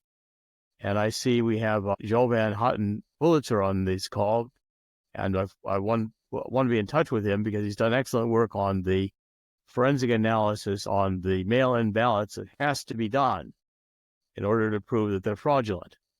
Because this scheme allows you to do the fraudulent voting from within the algorithms by people who are not in the State Board of Election. The State Board of Election computer has to be penetrated by outside forces. The algorithm has to be put into place. It's very complicated. I think it does involve an intelligence operation. And they can literally vote these false voters whenever they choose to do so. Now, in Wisconsin, they've got nearly 2 million clone voters, which means duplicate voters in the database. Those can easily be used to do false voters. Okay, now if you go to gods5stones.com, and by the way, right there on the homepage, I list my email, which is JRLC, my initials, Jerome Robert Louis Corsi at yahoo.com. And I encourage people to be in touch with it, JRLC at yahoo.com. Touch with us about these elections that are considered to be fraudulent, and they can be investigated. It's good to do it quickly. I want to get some of these elections before they are certified. I want to go into some of the federal district courts and get injunctions before they're certified, because as we learned from 2020, challenging a certified election is much more difficult.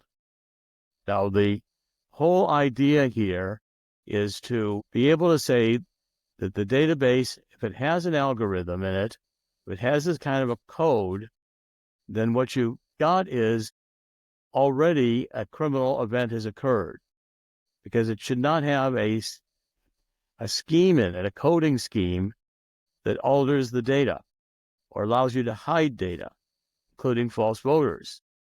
So some criminals, we don't know who put these in the scheme. I can't identify today who did it. My suspicions that it's intelligence operations, as I've said. I believe the national intelligence agencies are trying to run our elections. I think we are and have been living in a Truman Show where we think the elections are real, but they're not.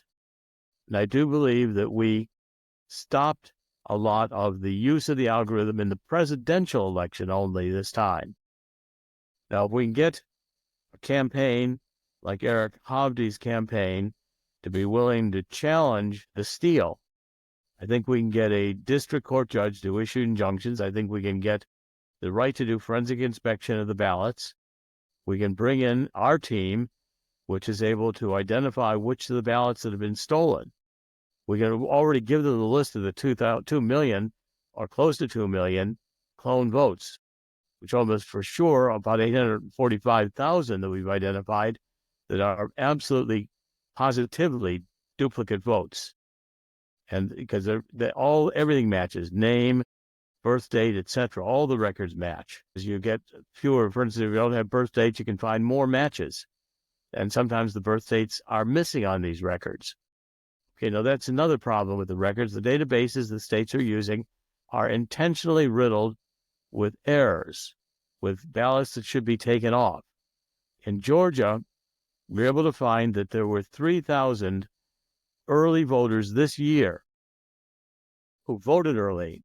And if you take a look at the early voting history, the state Board of Election records as to who voted early, these voters are listed. And if you look at those voters' individual histories, it shows they voted early. But then if you look at the voter registration database, they're missing. In other words, as soon as they voted the illegal vote, criminals removed that voter ID from the voter registration list, because they had to have been on the list in order to have voted.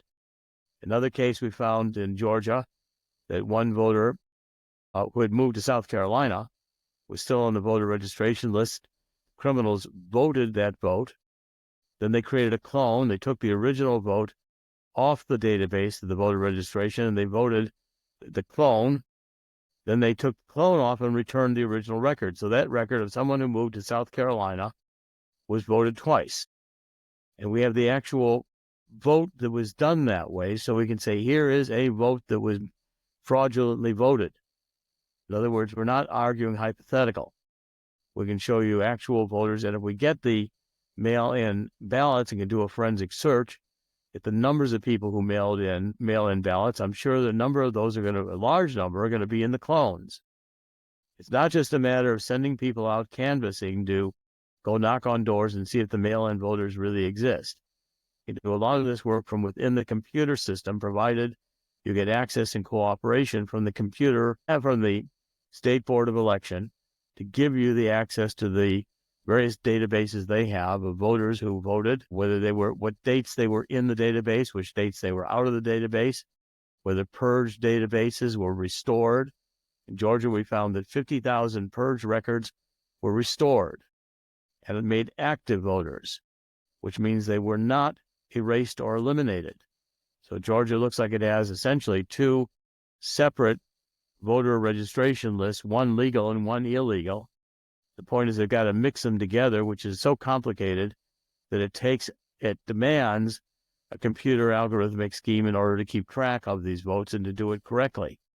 Or in other words, to vote the illegals, find the illegals, the illegal votes, the false votes. And these are not illegal aliens. These are just false records that are sometimes just ghost records completely made up. Find them, to note that they were voted, to see if they were removed from the voter registration after they voted. Okay, now that's a forensic operation. And again, if we go to the down ballot elections, we can prove that the algorithms are still being used, even though we didn't see the patterns.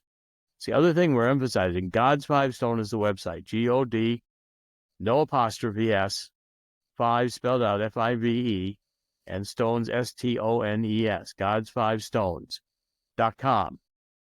And we're going to continue the work for 2 reasons. Number one is I want to pursue some of these close elections and do forensic analyses of them, and the ability to actually, before they're certified, 30 seconds, sir. Before they're certified, to actually check and see that we can show illegalities having occurred so the election can be overturned. We overturned one election in the United States by showing fraud. We're going to make a huge impact. And number 2, we want to continue our efforts to find a voting system that works. Our current voting system is messed up beyond repair. These voting databases are beyond recovery. The states are not even attempting to maintain legitimate databases. The databases are fraudulent because that's the way the states want them. It's the way the parties want them. We've got to get beyond this uniparty. Got to get back to voter integrity, or else we have and in fact, the last point I want to make is that these are not just criminal events. These now, I think, are going into traitorous schemes to destroy election integrity. Thank you. I greatly appreciate the opportunity to be here, and thanks, Steve Cern. God bless this entire voter integrity effort, and we're honored to participate. Thank you. Thanks, Jerome. Thank you very much. Thank you very much, Jerome. We appreciate it. We're bringing Phani on next. Phani, thanks for being here. You're up, sir. Thank you, Raj. Thank you, Steve. Just want to quickly introduce myself. I got involved with election integrity work right after 2020. And during the course of the last 4 years, I have been involved with the voter roll accuracy because that's where I felt my talents and my skills could contribute to remedying so many faults that everybody has just, kind of deeply discussed very well. I formed checkmyvote.org, which is a volunteer-driven roll inaccuracy identification and rectification toolkit. We're live in Michigan, Ohio, and Tennessee.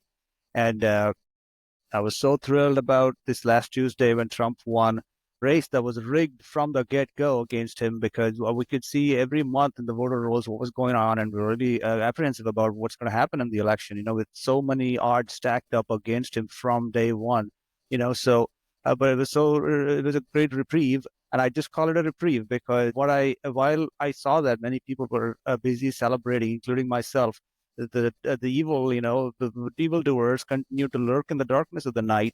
And they pivoted, the Democrats, I would say, pivoted over to stealing the House and Senate races. And I'll give you an example because I was looking at data. The Michigan's, one of the Senate races, Mike Rogers was LSS Slotkin. And Mike Rogers was leading by a 5 percentage point up until the nighttime. And early in the morning, 3 a.m., there was a ballot dump of 928,000 ballots, which flipped the entire game. And Alyssa Slotkin, Democrat, was declared a winner by a 0.3%. I mean, why does this kind of stuff happen only in battleground states where counting is slow? Oh, look, Arizona just counted one more ballot, fantastic, So it's just unbelievable. It's a joke, but it's not funny because I just get enraged when this kind of stuff is pulled right in front of my eyes. And, being involved so many years, I just feel like the battle is not over. Like many of the great minds earlier just mentioned Jovan, and then everybody else that I just heard speak all through this meeting was wonderful because I just feel like, many people are thinking the same way. It's not over. And what really made 2024 tick and, come out ahead in Trump, it's the unsustainable, first of all, because beating a rigged race every time is unsustainable. You cannot say that we won and we're good. Offense and defense both worked out great. Like the too big to rig, fantastic, because when you overwhelm the polls, the fraud becomes very apparent. From a data analytics standpoint, I can say that if people don't turn out to the polls, they can easily kind of repurpose, reattribute votes to low propensity voters and kind of steal elections. So the turnout was amazing, but also the defense aspect of it, of election integrity, all the poll watchers, many eyes on this thing going on, also played a great role. And even now we're seeing that the Democrats are preparing up to prop up resistance to Trump by stealing these House and Senate races. Even before the election, we caught the Uokava. I mean, there was a big area of overseas absentee ballots where things were going on. We broke an article on Gateway Pundit just about 2 months ago, and that's key. Be proactive, like many others have said. Reactive is not going to work because it's just going to be impossible. We saw what happened after 2020. You cannot react and remedy something that has been certified. You got to be proactive. You got to catch things as they're happening. And this was one of the biggest finds that I think was greatly impactful. I get a daily FOIA request fulfilled from the state of Michigan. By the way, I forgot to mention I live in Michigan and I work primarily with Michigan voter rolls. But on October 20th, 40 days of absentee voting, right? Every day I get a file. In that file, it tells me how many people have cast their ballots. Simple file, right? And if you don't mind, I could just share my screen. And this is kind of went viral on Twitter right after I found this thing on that day. Just share that. So what you're seeing here is a graph of what I found. And on October 28th, we found there were 82,647 voters cast an excess of 428 votes. So that is a ratio of 2.51 votes per person. And it was creeping up all along. I was watching it from October 21st, 22nd, 23rd, and October 28th, it just kind of, you see those big towers there. And we broke the news. Within an hour, our Secretary of State came back and said, oh, it was a glitch. Forget about it, move along. And it just became a hush-hush. But the questions still remain. Were these ballots counted? What happened there? Nobody wants to answer any of those questions. But those are important questions because I know what is going to happen in the next midterms or as elections are coming up. They're going to steal your school board seats. They're going to steal your local county commissioner, your land grabbing, all of this stuff. And then they're going to prop it up all the way to the state. They also believe in local action, national impact. We have to act on that proactively than what they're doing. Absolutely. The school board members are the ones teaching your kids. Presidency is one thing. They're at 80,000 foot level. They're like at the federal level. But really what impacts our lives are who is teaching your kids in the schools, what their agendas are. And if you turn a blind side saying, hey, the president is Donald Trump, let's just go back to business, things are going to get worse. One man can't fix everything. And it's thanks to all these people who are here, and thousands of Check My Votes volunteers across 3 states have contributed in large part to keeping eyes on every day on what's going on. And that's, has to be repeated and just kind of kept in our minds that it's not over. Like Thomas Jefferson, one of my favorite presidents, said, the price of freedom is eternal vigilance. You cannot let your guard down. And you cannot. I don't want to repeat what others have said. I'm preaching to the choir here, really. But what I want to bring up here is the point that many others made, especially, I think, Jovan and Michael Flynn and General Michael Flynn, everybody else, saying local action, national impact, which is great, jives very well with the way I designed Check My Vote, because our data is available down at the precinct level. And we have precinct delegates and leads looking at data in their own precinct. And think about it, the numbers are manageable. If you throw numbers at people like, hey, Michigan's got 350 registrations that are in question, a normal individual would look at that number and go, I can't possibly do anything about it. It's such a large number. But when you look at a precinct and just look at your neighborhood, your numbers are like 150 or 200. A bunch of people after church having coffee could tackle all of them in a weekend, maybe 2 weekends. And that's what we've seen happen in Michigan. It's wildly successful over the past 2-3 years. We've made 20 to 25,000 challenges and converted them over to challenge state because of people like that working at a precinct level.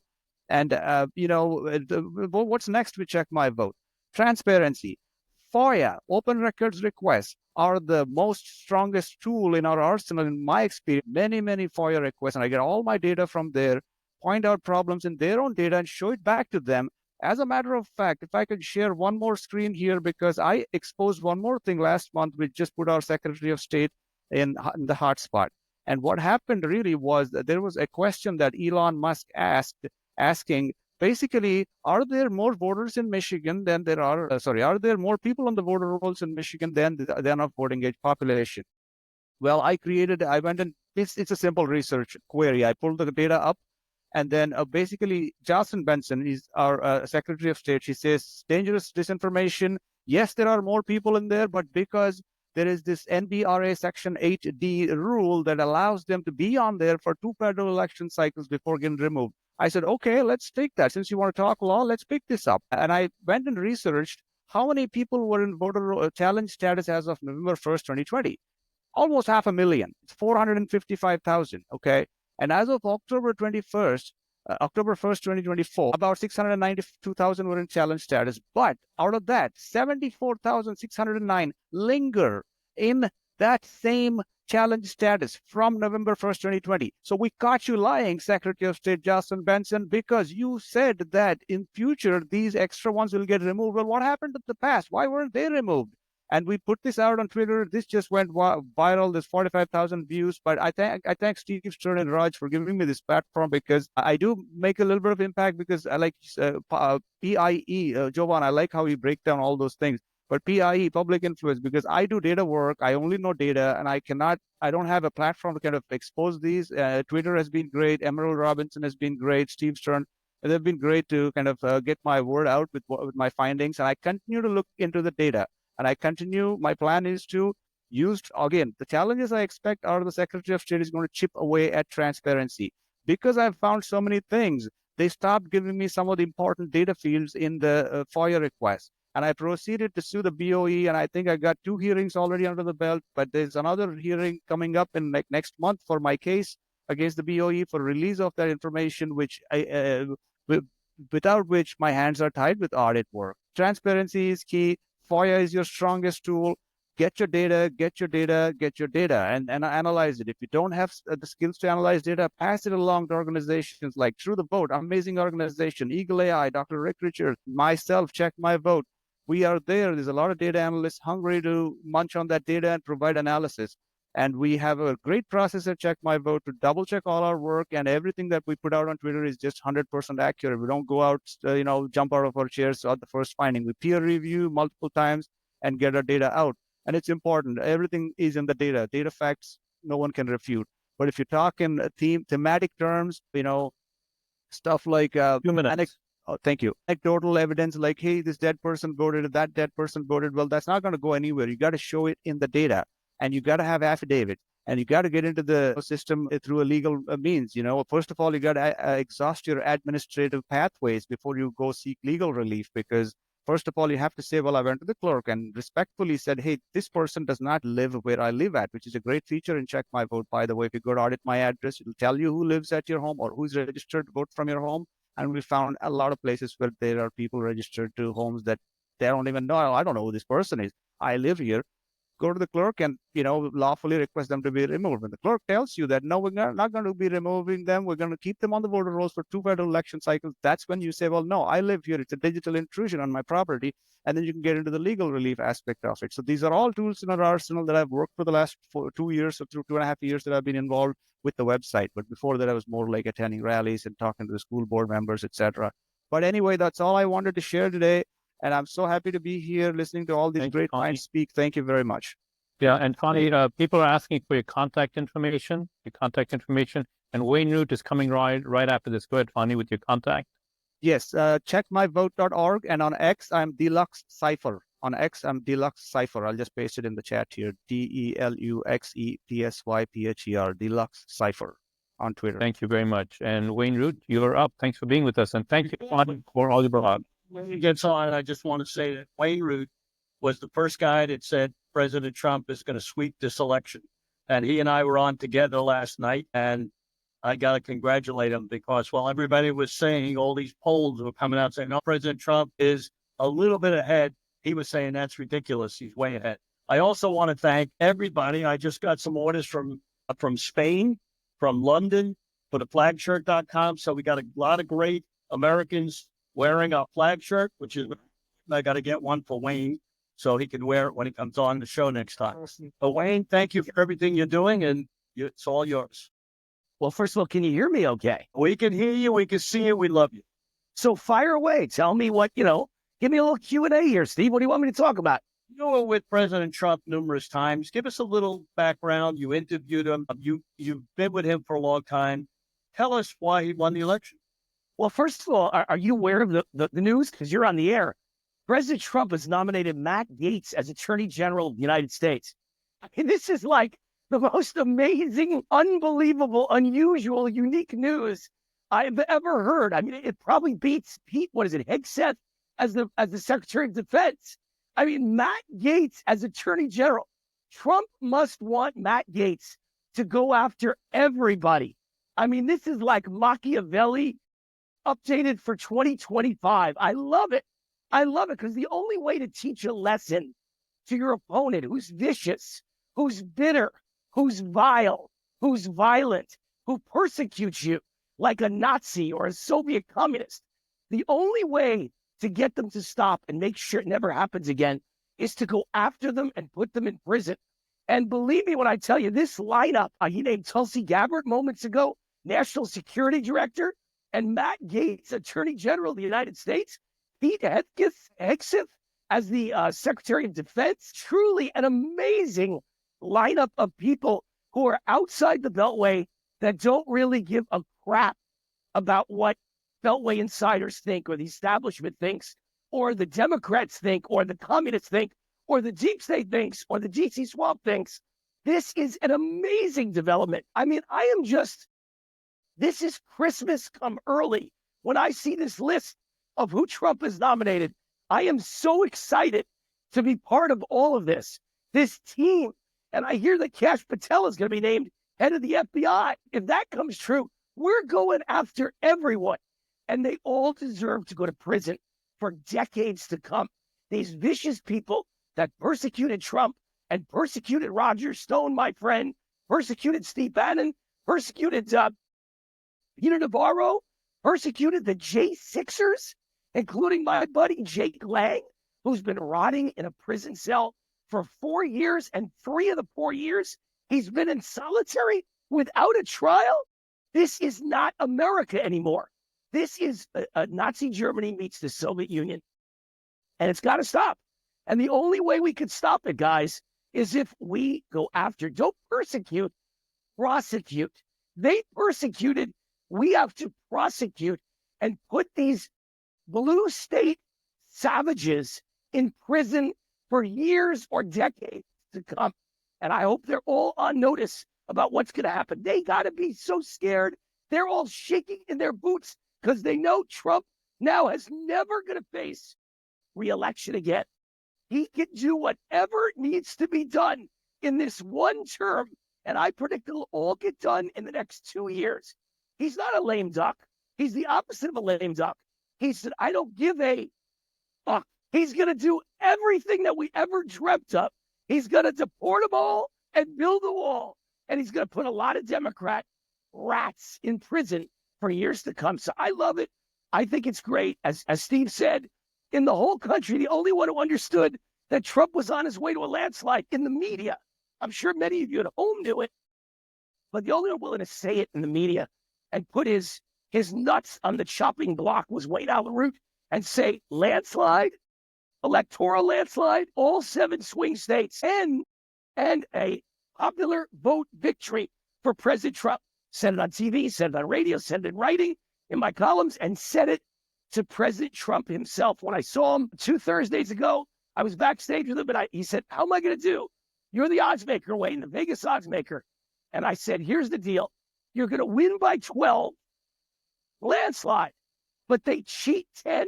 So it'll look like you won by 2, but you win every swing state electoral landslide. And he loved that. And that's exactly what happened. I mean, I think he's ahead by 2 or 3 points right now. I think it's 2. I may have hit it right on the head, but it's either 2 or 3, and I put that in writing. So I'm very proud. I knew all the polls were complete bullshit, lies, fraud, propaganda. Pollsters were bribed, or they were just on the wrong side and oversampling Democrats to show their bias and to try and pump up and get Kamala voters excited and to demoralize conservative voters. Trump was never losing in any of the swing states. He was never losing in America. Anyone who said otherwise is a liar and should never be trusted again. So that's my story. I'm sticking to it. And the last thing I'll leave you with is Trump wants to deport 20 million new illegal aliens. And I'm guessing there's 20 million already here. So that's 40 million. It's going to take forever to round them up, to fight them. How many ICE agents would you need to deport 20 to 40 million people? So I say, let's do it. Let's start. Let's go after them. Let's start with the bad guys. But on your first day in office, President Trump, announce no more welfare of any kind for illegal aliens, for foreign invaders. If you came into this country illegally, no welfare, no food stamps, no housing allowance, no aid to dependent children, no free health care, no Obamacare, no Medicaid, no free Obama phones, no nothing, no free legal aid, no $10,000 Visa cards. Everything is off the table. Welfare of all kinds, government entitlements of all kinds are banned to illegal aliens, and they will all self-deport. They will leave. You will save the money and the trouble and the time of trying to deport 20 to 40 million, because at least half or 2/3 will leave when they hear no more welfare. They can't live without welfare. They can't live without food stamps. They can't live without free health care. They're all going to leave. And on the way out, adios, arrivederci. Don't let the door hit you in the ass on the way out. That would be my message to all of them.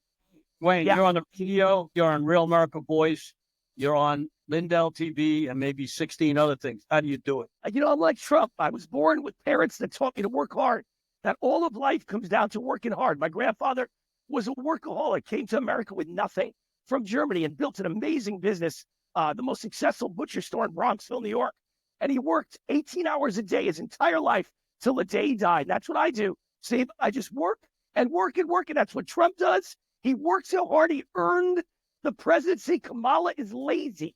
I said this from day one. DLI, dumb, lazy, and incompetent. She didn't want it. She didn't work hard because she's never worked hard for anything in her life. She slept her way to the top, and she got all her jobs from either sleeping with someone or because she's black and a woman or Indian and a woman. Never in her life did she actually work her butt off to get a job. So she has no idea how to work hard to win the presidency. And Trump destroyed her. He out-hustled her. He outworked her. He out-everythinged her. And she never even knew what hit her. It was like a missile coming at her. The Trump train ran her over. Best joke of the entire election season. Kamala got destroyed so bad by Trump that FEMA had to give her a $750 check. He just ran her over with the Trump train because she's never worked or earned anything in her entire life. And Trump showed her how to do it. Trump and I work hard. And like Trump, we have so much in common. I'm from New York, and I know the streets of New York, and I've never drank, never smoked, never done a drug. Just like Trump, I just work. And I got a really beautiful wife. So we have a lot in common. Every time he sees me announced to the crowd, wayneroot has such a beautiful wife. We have a lot in common. So I love the man. He's the greatest. I appreciate him. And we won. Viva Las Vegas and Viva America. We saved America. God bless America. What a great 4 years are coming up. And what a great Christmas this is going to be. Merry Christmas, everyone. Thank you very much. Pleasure having you. Linda Szynkowicz still on there? Get her, Steve. I've lost him. I lost you, Steve. So, arrivederci. Bye-bye. Raj? There you go. Linda, my favorite person. Well, first, I want to just thank you and Raj for putting on these programs tirelessly for, I don't know, how many months, years have you been doing this? 2 years. Yeah, you got thousands and thousands of people that got involved with this. I know with what our organization has been able to do, which is fight voter fraud, we actually gave out to thousands of people across the country, the double registered, double voters. Right now, we're still giving it out. Once we get the new data in, we will still also be giving that out. We've been helping a number of people and organizations that have questions about people that have already voted. So we've asked them to give us data that they have on their counties, and we can look into our system and see if they have voted elsewhere or if they're already double registered, double voted. I guess we're still working in multiple states with this. Hopefully after the first of the year, we'll get enough funding so that we can then let people know, all the dead people that are on your voter rolls. And yes, we know a lot of them do vote. Like I've said before with Florida, they have the Lazarus effect down there. Those people die and they come back and they vote. So we have a long way to go in cleaning the voter rolls. But Raj and Steve have had on today some of the most incredible people, with everybody doing their own very specific analysis of voter rolls and everything they're doing. I got to tell you, Wayne Root just put a big smile to my face. I mean, we should all be, again, very happy that Trump won, even though my organization is nonpartisan. I am now speaking as a individual. Very happy because now we can do something about the voter rolls. We all know that there's problems. Jerome Corsi has an incredible amount of data that he's been putting out there. And Phani, you the same thing with you. Everybody. And Marley, who was on earlier, she's incredible as well. So I just wanted to say thank you to everybody. Go to our website, fightvoterfraud.org, download, fill out for the free data that we'll give you, and we will keep you updated when we have new data coming in. But even right now, if you ask for data, you can double check ones who have already voted, see if they were on our naughty list, and maybe you can do something from there. But thank you so much, everybody, and it's fightvoterfraud.org. Thank you. Garland Favorito, you want to get him on? Yep, stand by.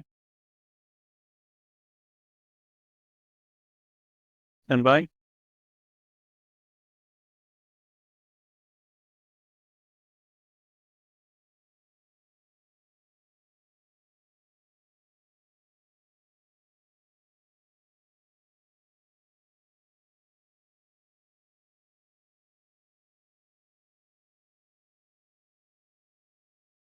Thanks to everyone for the amazing night last night in Georgia. It was quite, first of all, congratulations to Donald Trump, your incredible campaign. But I think what most of the folks may not know is how much eyes on the ground there were in these battleground states. This was a culmination of 4 years of our work for election integrity in trying to really save Georgia. And we got a lot of people to thank for that. The America Project played a great role, and all of our volunteers, thousands of volunteers across the state. We had eyes on everywhere, and just like they did in other battleground states like Pennsylvania and Michigan, Wisconsin, and Arizona. So I guess what I could say is this is the last 4 years, we have been working on legislative improvements and changes to make sure that this election would be legitimate. We didn't achieve everything. We still have to unplug the voting system in Georgia, but we put a lot of detection mechanisms in place legally and through state election board rules. So those all, I think, made a big difference in the difference between 2020 and 2024. And then, of course, the other great thing is that the Republicans were awake. This time they were asleep in 2020, sleep at the wheel. But this time they were everywhere. Great, all kinds of election protection activities going on nationally. And I think that made a huge difference. Yeah, I think starting out with the legislature, passing some really strong election security and transparency laws. It really started 24 off to be a major win for us and we would love to have gotten rid of the electronic voting machine, but that wasn't going to happen. So the next best thing is to make sure you have security and transparency laws around the machines. And we had great Republican leadership in both the House and the Senate here that helped us do that. They fought really hard for it. We really appreciate the Senate Ethics Committee, which oversees election laws, and the House, what's the subcommittee? We had a House Government Affairs subcommittee specifically dedicated to election. So we just really appreciate that they worked so hard for us, and they have already said, we're not done. So we know we'll have their support when we go back to the legislature in January. But I think having that success, plus the state election board rules and regulations that you just mentioned, Garland, made a difference. And the literally thousands of people that were out in the precincts, polling locations. Every county election office last night that was processing had observers. There were more eyes watching than have ever watched before. So I think anything nefarious, they just had to let it go. Yeah, and we're real excited about this new state election board. For the first time, we have a majority of the members who are actually fully committed to election integrity. They're being attacked unmercifully by the press and some of the Democrats, but they have stood strong and withstood just horrendous attacks to do what is right. So we have hats off to them as well. But in particular, our volunteers, we've had so many people at Voter GA who come up and said, hey, I've got this skill or that skill. How can I help? Some people have been able to donate. Some people have donated their time and their skills versus money. And some have donated both. But they have all made an incredible difference in basically turning this thing around from what happened in 2020 and what happened in 2024. You know, I think also what could almost bring me to tears is the determination of these people, because the state election board members you just mentioned, and as well, there are a number of conservative, election integrity minded county election board members who are serving, and they have been under intense scrutiny. The attacks have been relentless. The lawsuits have been relentless. And they just keep on fighting. It's like the more the attacks come, the harder they fight, and boundless energy. I know people that were working in the election offices until really late last night, and they were back there early this morning as the processes continued. So we're all digging in, and we're ready to make sure this is going to be done right going forward. Such a gift that we were given last night that Donald Trump is going to once again be in the Oval Office. Yeah, and President Trump ran a great campaign. He reached out to Latinos, to Blacks, to unions, everyone he got on board. He even traded off Dick and Lynn Cheney for RFK and Tulsi Gabbard. That's the deal of the century. Probably the best deal of all amazing deals that he's ever made. But hats off to him. But we're going to just say also hats off to all of our fellow election integrity advocates around the country. I know a lot of you will be watching this video, and there's so many of them. And I hesitate to even start naming names, but we've got to just say thank you to Patrick Kalbeck up in Michigan, Peter Bernegger in Wisconsin, and Heather Honey, and Tony Sheep and Karen Taylor in Pennsylvania, and Shelby Bush, and all the folks out there in Arizona. And I could go on and on about all the people. I apologize if I left probably 1,000 names off that list right there. But we want to thank all of them for what y'all have done in your states to protect our elections. And also a big thank you to the American Project, who's been really, really helpful in sustaining us so that we could be effective. And as well, Mike Lindell, he has been wonderful to help promote Voter GA. He talks about Garland and Voter GA, I think, all the time. So, and we just appreciate what he's been willing to sacrifice for this movement. Amen. Probably no one has sacrificed more than he has. And also, we got to thank Brandon House and Worldview, too. We've been up here doing election coverage for him this last two elections, actually. He's another incredible patriot, and I've probably forgotten 10 times more than I've named, but just a few folks that have been so grateful, and helpful to the movement. Patrick Byrne, of course, to the American Project, General Flynn, and all of his incredible family. We just want to say thank you. And we also have to remember Tina Peters, who today is sitting in jail because she was willing to stand up and say things are not being done right. And she is paying a very, very heavy price. So I would ask everybody to continue to pray for her. I would love to see her released from prison. Amen. And we certainly are going to be praying for that. Is because of her we found out all the Dominion problems. And so we're truly grateful to her. And we have not forgotten that she's in jail, and we will do everything we can to get her out.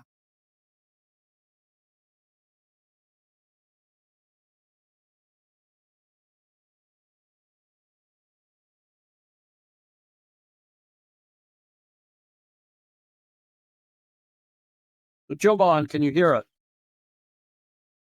Okay, Jovan.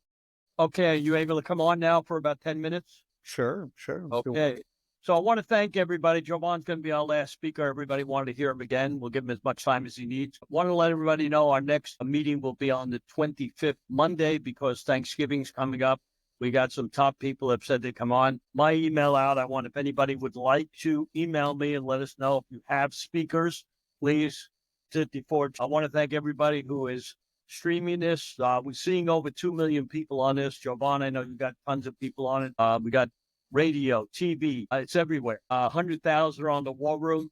We want to thank Steve and Maureen. I want to thank my staff. We got a whole staff here that when you put this together, it's just not the easiest thing in the world, to get everything. Jovan taught me a lot. We did 2 Flag Day events. I want to thank him so much for doing that because the first one, he gave up all his time to do 2 weeks of work round the clock. And we had 9 hours on TV, which is amazing. And I love him. Go ahead, Jovan. Take it away. Thank you, sir. There's a lot of people in this movement, and everybody's great patriots and everything else working hard to fix this. Where I was, we won a battle. We did not win the war. And we are at war, folks. We have a year. And you can mark that down. And the reason we have a year is because if we're going to get things fixed, we've got exactly 1 year to do it and get it fixed before the campaigning season for the midterm occurs. And you learn that with a lot of people trying to get stuff removed from the rolls and doing it within the 90-day period. I catch a lot of flack for talking candidly and directly. And one of the first things I want to do for everybody, I have no requirement that anybody loves me, likes me, heralds me, or whatever. And the reason is because this is an ugly war, an ugly business. And even in our own ranks, truth is not wanted and not rewarded. Every one of us are different people now. There's not a person on this call that is not a totally different person than when we started in 2020, really looking at this. And I said back then, it's one of the greatest gifts we've ever been given. However, what I was covering in my slide presentation was we're different now, therefore we must act differently now. And here's what I mean. Many great things happened and came about. People woke up and are now more civic-minded and voting-minded than they ever have been. And we got the gift of pulling back the veil on everything. Many things that we never thought could be true, like all our elected officials were after us and they'd be willing to kill us to get their way. But now we know it's true. But we're 4 years down the road, and we must become something different if we're going to win. What got us here 4 years ago, with everybody talking, everybody sharing, and everybody shining a light on it, actually got people off their butts to vote. It's exactly what President Trump asked me. We're sitting there at his desk going through everything. And he asked me, with all these things broken, how in the hell did I get elected in 2016? And I said, sir, because people got off their butts. That's what's happened, folks. People got off their butts. People left the other side. People realized we were being conned. That was an effort of people talking and the left exposing itself. I'm sorry. I do not attribute the win to things we necessarily did in election integrity, because there were no changes in election integrity that happened. Yes, we knew things, but they used the same exact playbook. Arizona, other states are the example. 2020, they used in 2020, they used it in 2022, they used it again. Folks, we didn't move the needle. Don't kill the messenger. Just listen to what I'm saying, please. We got a little bit of a reprieve. That's where we are. We got a little bit of a reprieve. If you think, and you should be kind of concerned about how quiet it's been. I think we all expected riots and civil war and stuff. To me, something's coming, and we're not out of the darkness yet. If I could wave a magic wand based on what we learned, and you can go back to the first part of my presentation, I won't repeat that. I think now is the time for us to take the number one lesson that the Democrat national machine they have, the committee, taught us. And that means we've got to figure out how to work together. Period. Sitting here where we're still repeating words 4 years later that cost us legal cases, or we're still trying to explain what happened and we can't even use the correct terminology for what it is, which costs us in legal cases. I realize we've got to organize. We've got to become as proficient at election veracity as the machine that wants to kill our incredible constitutional republic wants to kill it and make it just a generic democracy. I'm telling you, we are not going to be able to do that if we keep playing favorites. If we will cut our nose off to spite our faces just because we don't like somebody, or if we don't inspect what we expect. Every play has been run. They've run the play, and they're running it over and over. Just like I showed you at the beginning, they shifted from Maricopa to Pima. If you think about all the people on this call and the things that were shared, I want you to recognize the vast talents we have at our disposal. But there's too many islands. There's too many chiefs. There's too many teams and pockets and groups and subgroups. And by the way, in election integrity, if that crap worked, it would have worked 4 years ago. We're not organized right. No matter how much it is, we are not organized right because we're not focusing on what stops these things. We've got exposing it down, hands down, folks. We've got exposing it. People know mail-in balloting, all this other stuff. What we're not focused on is how to permanently stop it. When I look across this landscape, 80% of the things that we battle can be fixed in the contract stage, not the law stage, the contract stage. You'll hear other people, yes, we're introducing laws and we're going to introduce bills and we're going to do. If we have to go that far to fix this, or we have to sue to fix it, you will understand it's always after the fact. We've got to get ahead of the fact. And to get ahead of the fact, we have to understand operationally how these things occur. And I'll give you a good example. Every state right now could demand of their ballot printers, the people that print the ballots, they could demand, we must know how many you print when you print them. We must know how many you mailed, because some of them are combined together. How many you didn't use, where are the ones you didn't use, what was the paper you used, and what machines did you use them to do it with.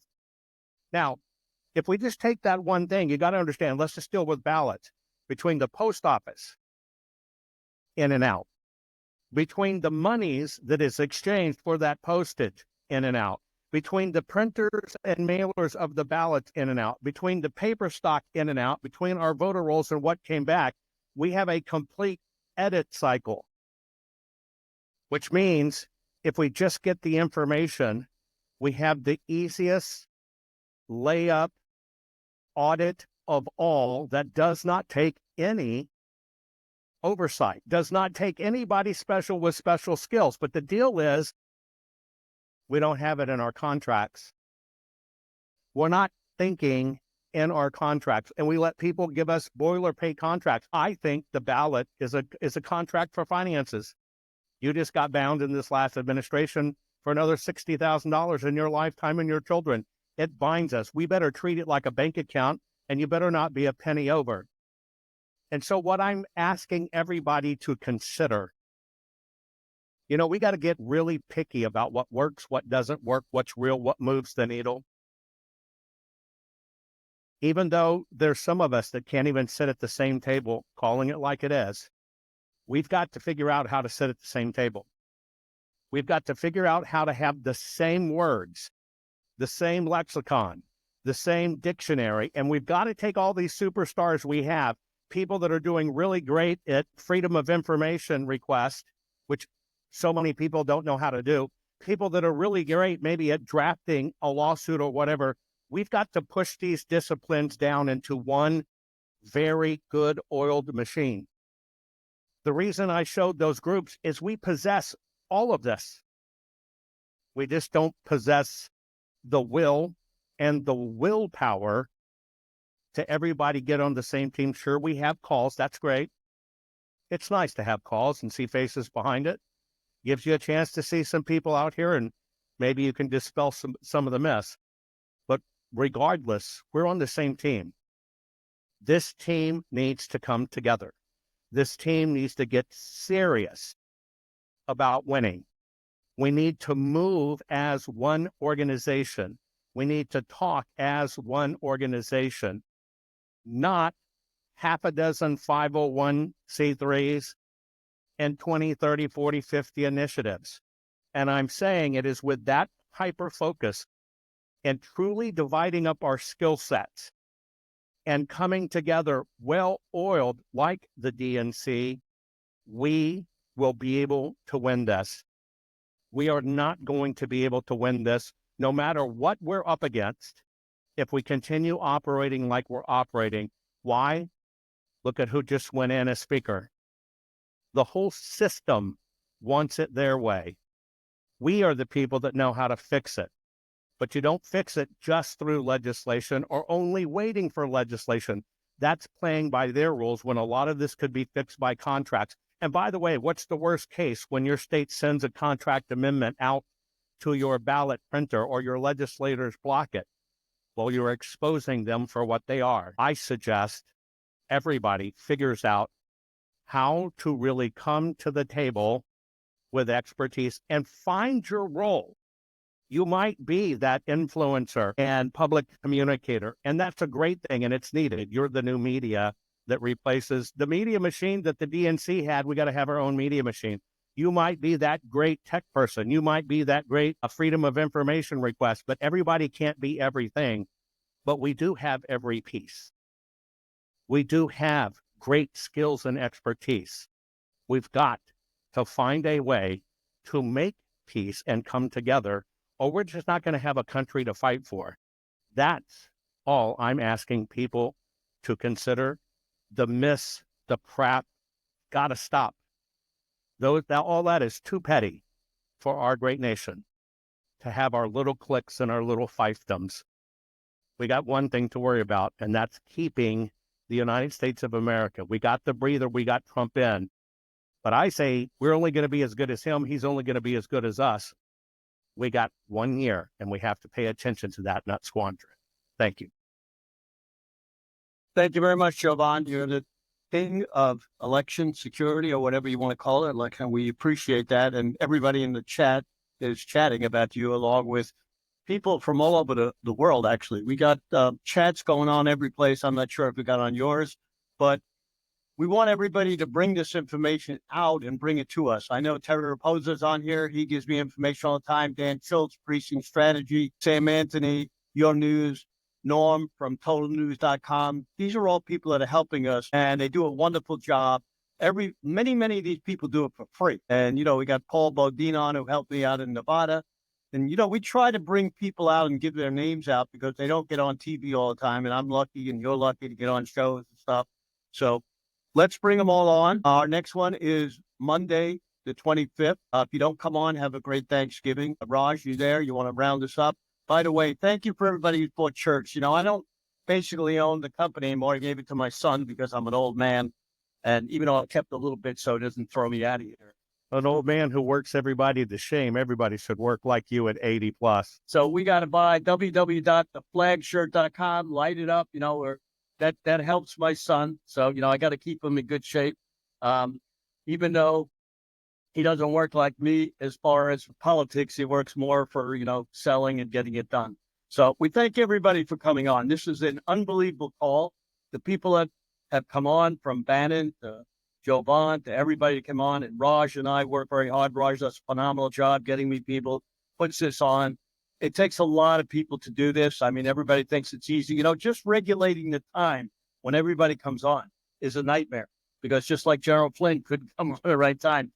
I don't get to see everything. I have to listen to this again because I got 2 phones going on with people texting me. A lot of people are texting me. They want to see this. They want to get on for tomorrow's program. You send out 100,000 emails and 50,000 texts, and people want to come on tomorrow. But you could see it on Stern American Rumble. The copy, Raj, you got it on yours. We have it all over the place. We're getting numbers in. Over 1.7 million so far are on it that we can see. We got a lot of people still reporting. So we could be up into 2.3 million. And our next one, we want to have 3 million. The more people that see it, the more people get involved, the more people we can get in. Thank you so much. What are some of the countries that at least that we know of where people are watching this from? Australia, the Philippines, Canada, London, Italy, Spain, New Zealand.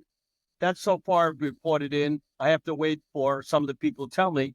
I know that at one of our meetings, we had Russia listening, Israel, Taiwan. I mean, people have streams that go everywhere. And we don't realize that the United States is affected by many countries. And, as soon as President Trump came in, we all saw what happened. All these countries changed their tune. And, all of a sudden, this is going to be a different world. But the problem is 4 years from now, every 4 years it changes, every 2 years. So what I said was I waited an hour after President Trump won, and then I got called Steve Bannon, and I told him, hey, look, we got to get the people to work, because the Democrats lost. They're going to spend every penny they can to wipe us off the face of the earth. And we've got to get candidates to run. I had a guy here, General Chris Eddy, a wonderful guy. He ran against Debbie Wasserman Schultz, but in Broward County, it's Democrat. I never saw a guy run a better campaign. He started 2 years ago. He got money from everybody, but this is a Democratic area. So we have to find the Republican areas. We can never let a Democrat win in the Republican area. Remember that. That is, if you look at Real Clear Politics, you can see who won every race and what the percentages were. And we need to look at that, because, California, if you take a look at California, it's all blue. And it's about 6 people that won Republican seats on Newport Beach and a couple other areas. But we had some fantastic candidates, because I interviewed a lot of them. And they just, the Democrats are nuts out there. So we've got to get great candidates. We got to help them, because, when I interviewed them, I see what they got to do. If you think I work hard, some of these candidates, they're unbelievable. They work 7 days a week. I got to take half a day off on Sunday, but that's it. I'm going to turn it up to you, Raj. I spoke too much today. Well, Steve, thank you for making this happen. All those countries that you just heard of, all the podcasts, so that is Steve Stern and his team working very hard. So again, the takeaway here that there's so many takeaways, but you heard it from Jovan. We have got to take advantage of this tiny window that we've been given and ramp it up. So everyone's heard that. I want to again remind you how you can get the access to the recording. And the recording is available at, I don't know if you guys can hear me. I just took my microphone off. There we go. The recording is going to be available at sternamerican.com, sternamerican.com. When you go to sternamerican.com, what you do is you click on the Rumble channel. When we click on the Rumble channel, look for the live links. That's where all these shows are posted, the live links. Kathy, thank you to you and the rest of the Defend volunteers. Kathy's putting all the organizations that were here today. And I think we might be able to get that in the description of your show if you want to put it there. That way people have it. If you want to save the chat, please save the chat. Click the 3 dots above the chat. Click it and you can save it. If you're on a Windows computer, it'll take it to your saved in your Zoom folder in your documents. Again, I'm putting up here the flag shirt. Christmas is coming up. Please make your purchase there. If you're watching us on the live stream, you're probably not, if you're getting it from our podcasters, you may not be on our mailing list. If you want to get on our mailing list, text the word elections to 91776. So please make sure you do that. Here again is Stern American. Just scroll to the bottom. click on the Rumble channel, and then click on the live links, and that is how you can get to recordings. Live links right here. Also, American States Forum, as the government starts downsizing, you have to get your state leadership, your governors, your speakers of the House, your Senate president, you've got to get them to take up that slack, assume the constitutional authority. If that's of interest to you, check out statesrights.us, statesrights.us. We're going to close this show. What defines the American spirit? Preserving life, liberty, and pursuing happiness. Caring for the nation we call home and its people. As patriots, it's our duty to drive the entrepreneurial spirit, pushing hard, reaching for success, sharing patriotism, because the American way of life is for all to live. The flag shirt, where freedom reigns. And there you have it, my friends. Have a great evening, and we will see you on the next show. Bye for now. The recording has stopped.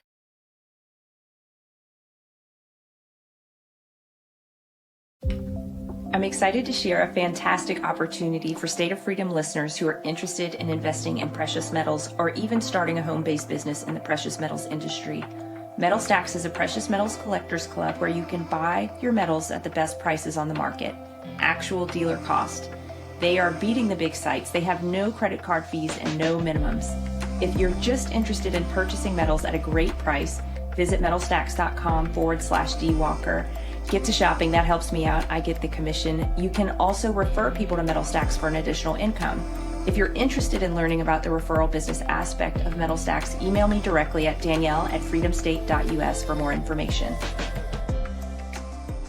Thanks for joining us today on the State of Freedom. Be sure and check out the show notes for this episode. You can always go there and find the calls to action and resources mentioned in the show, and you can find out more information about our advertisers there as well. If you want to learn more about us or support our work, visit freedomstate.us. To get involved with Louisiana Citizen Advocacy Group, visit lacag.org. We'll see you next time. God bless.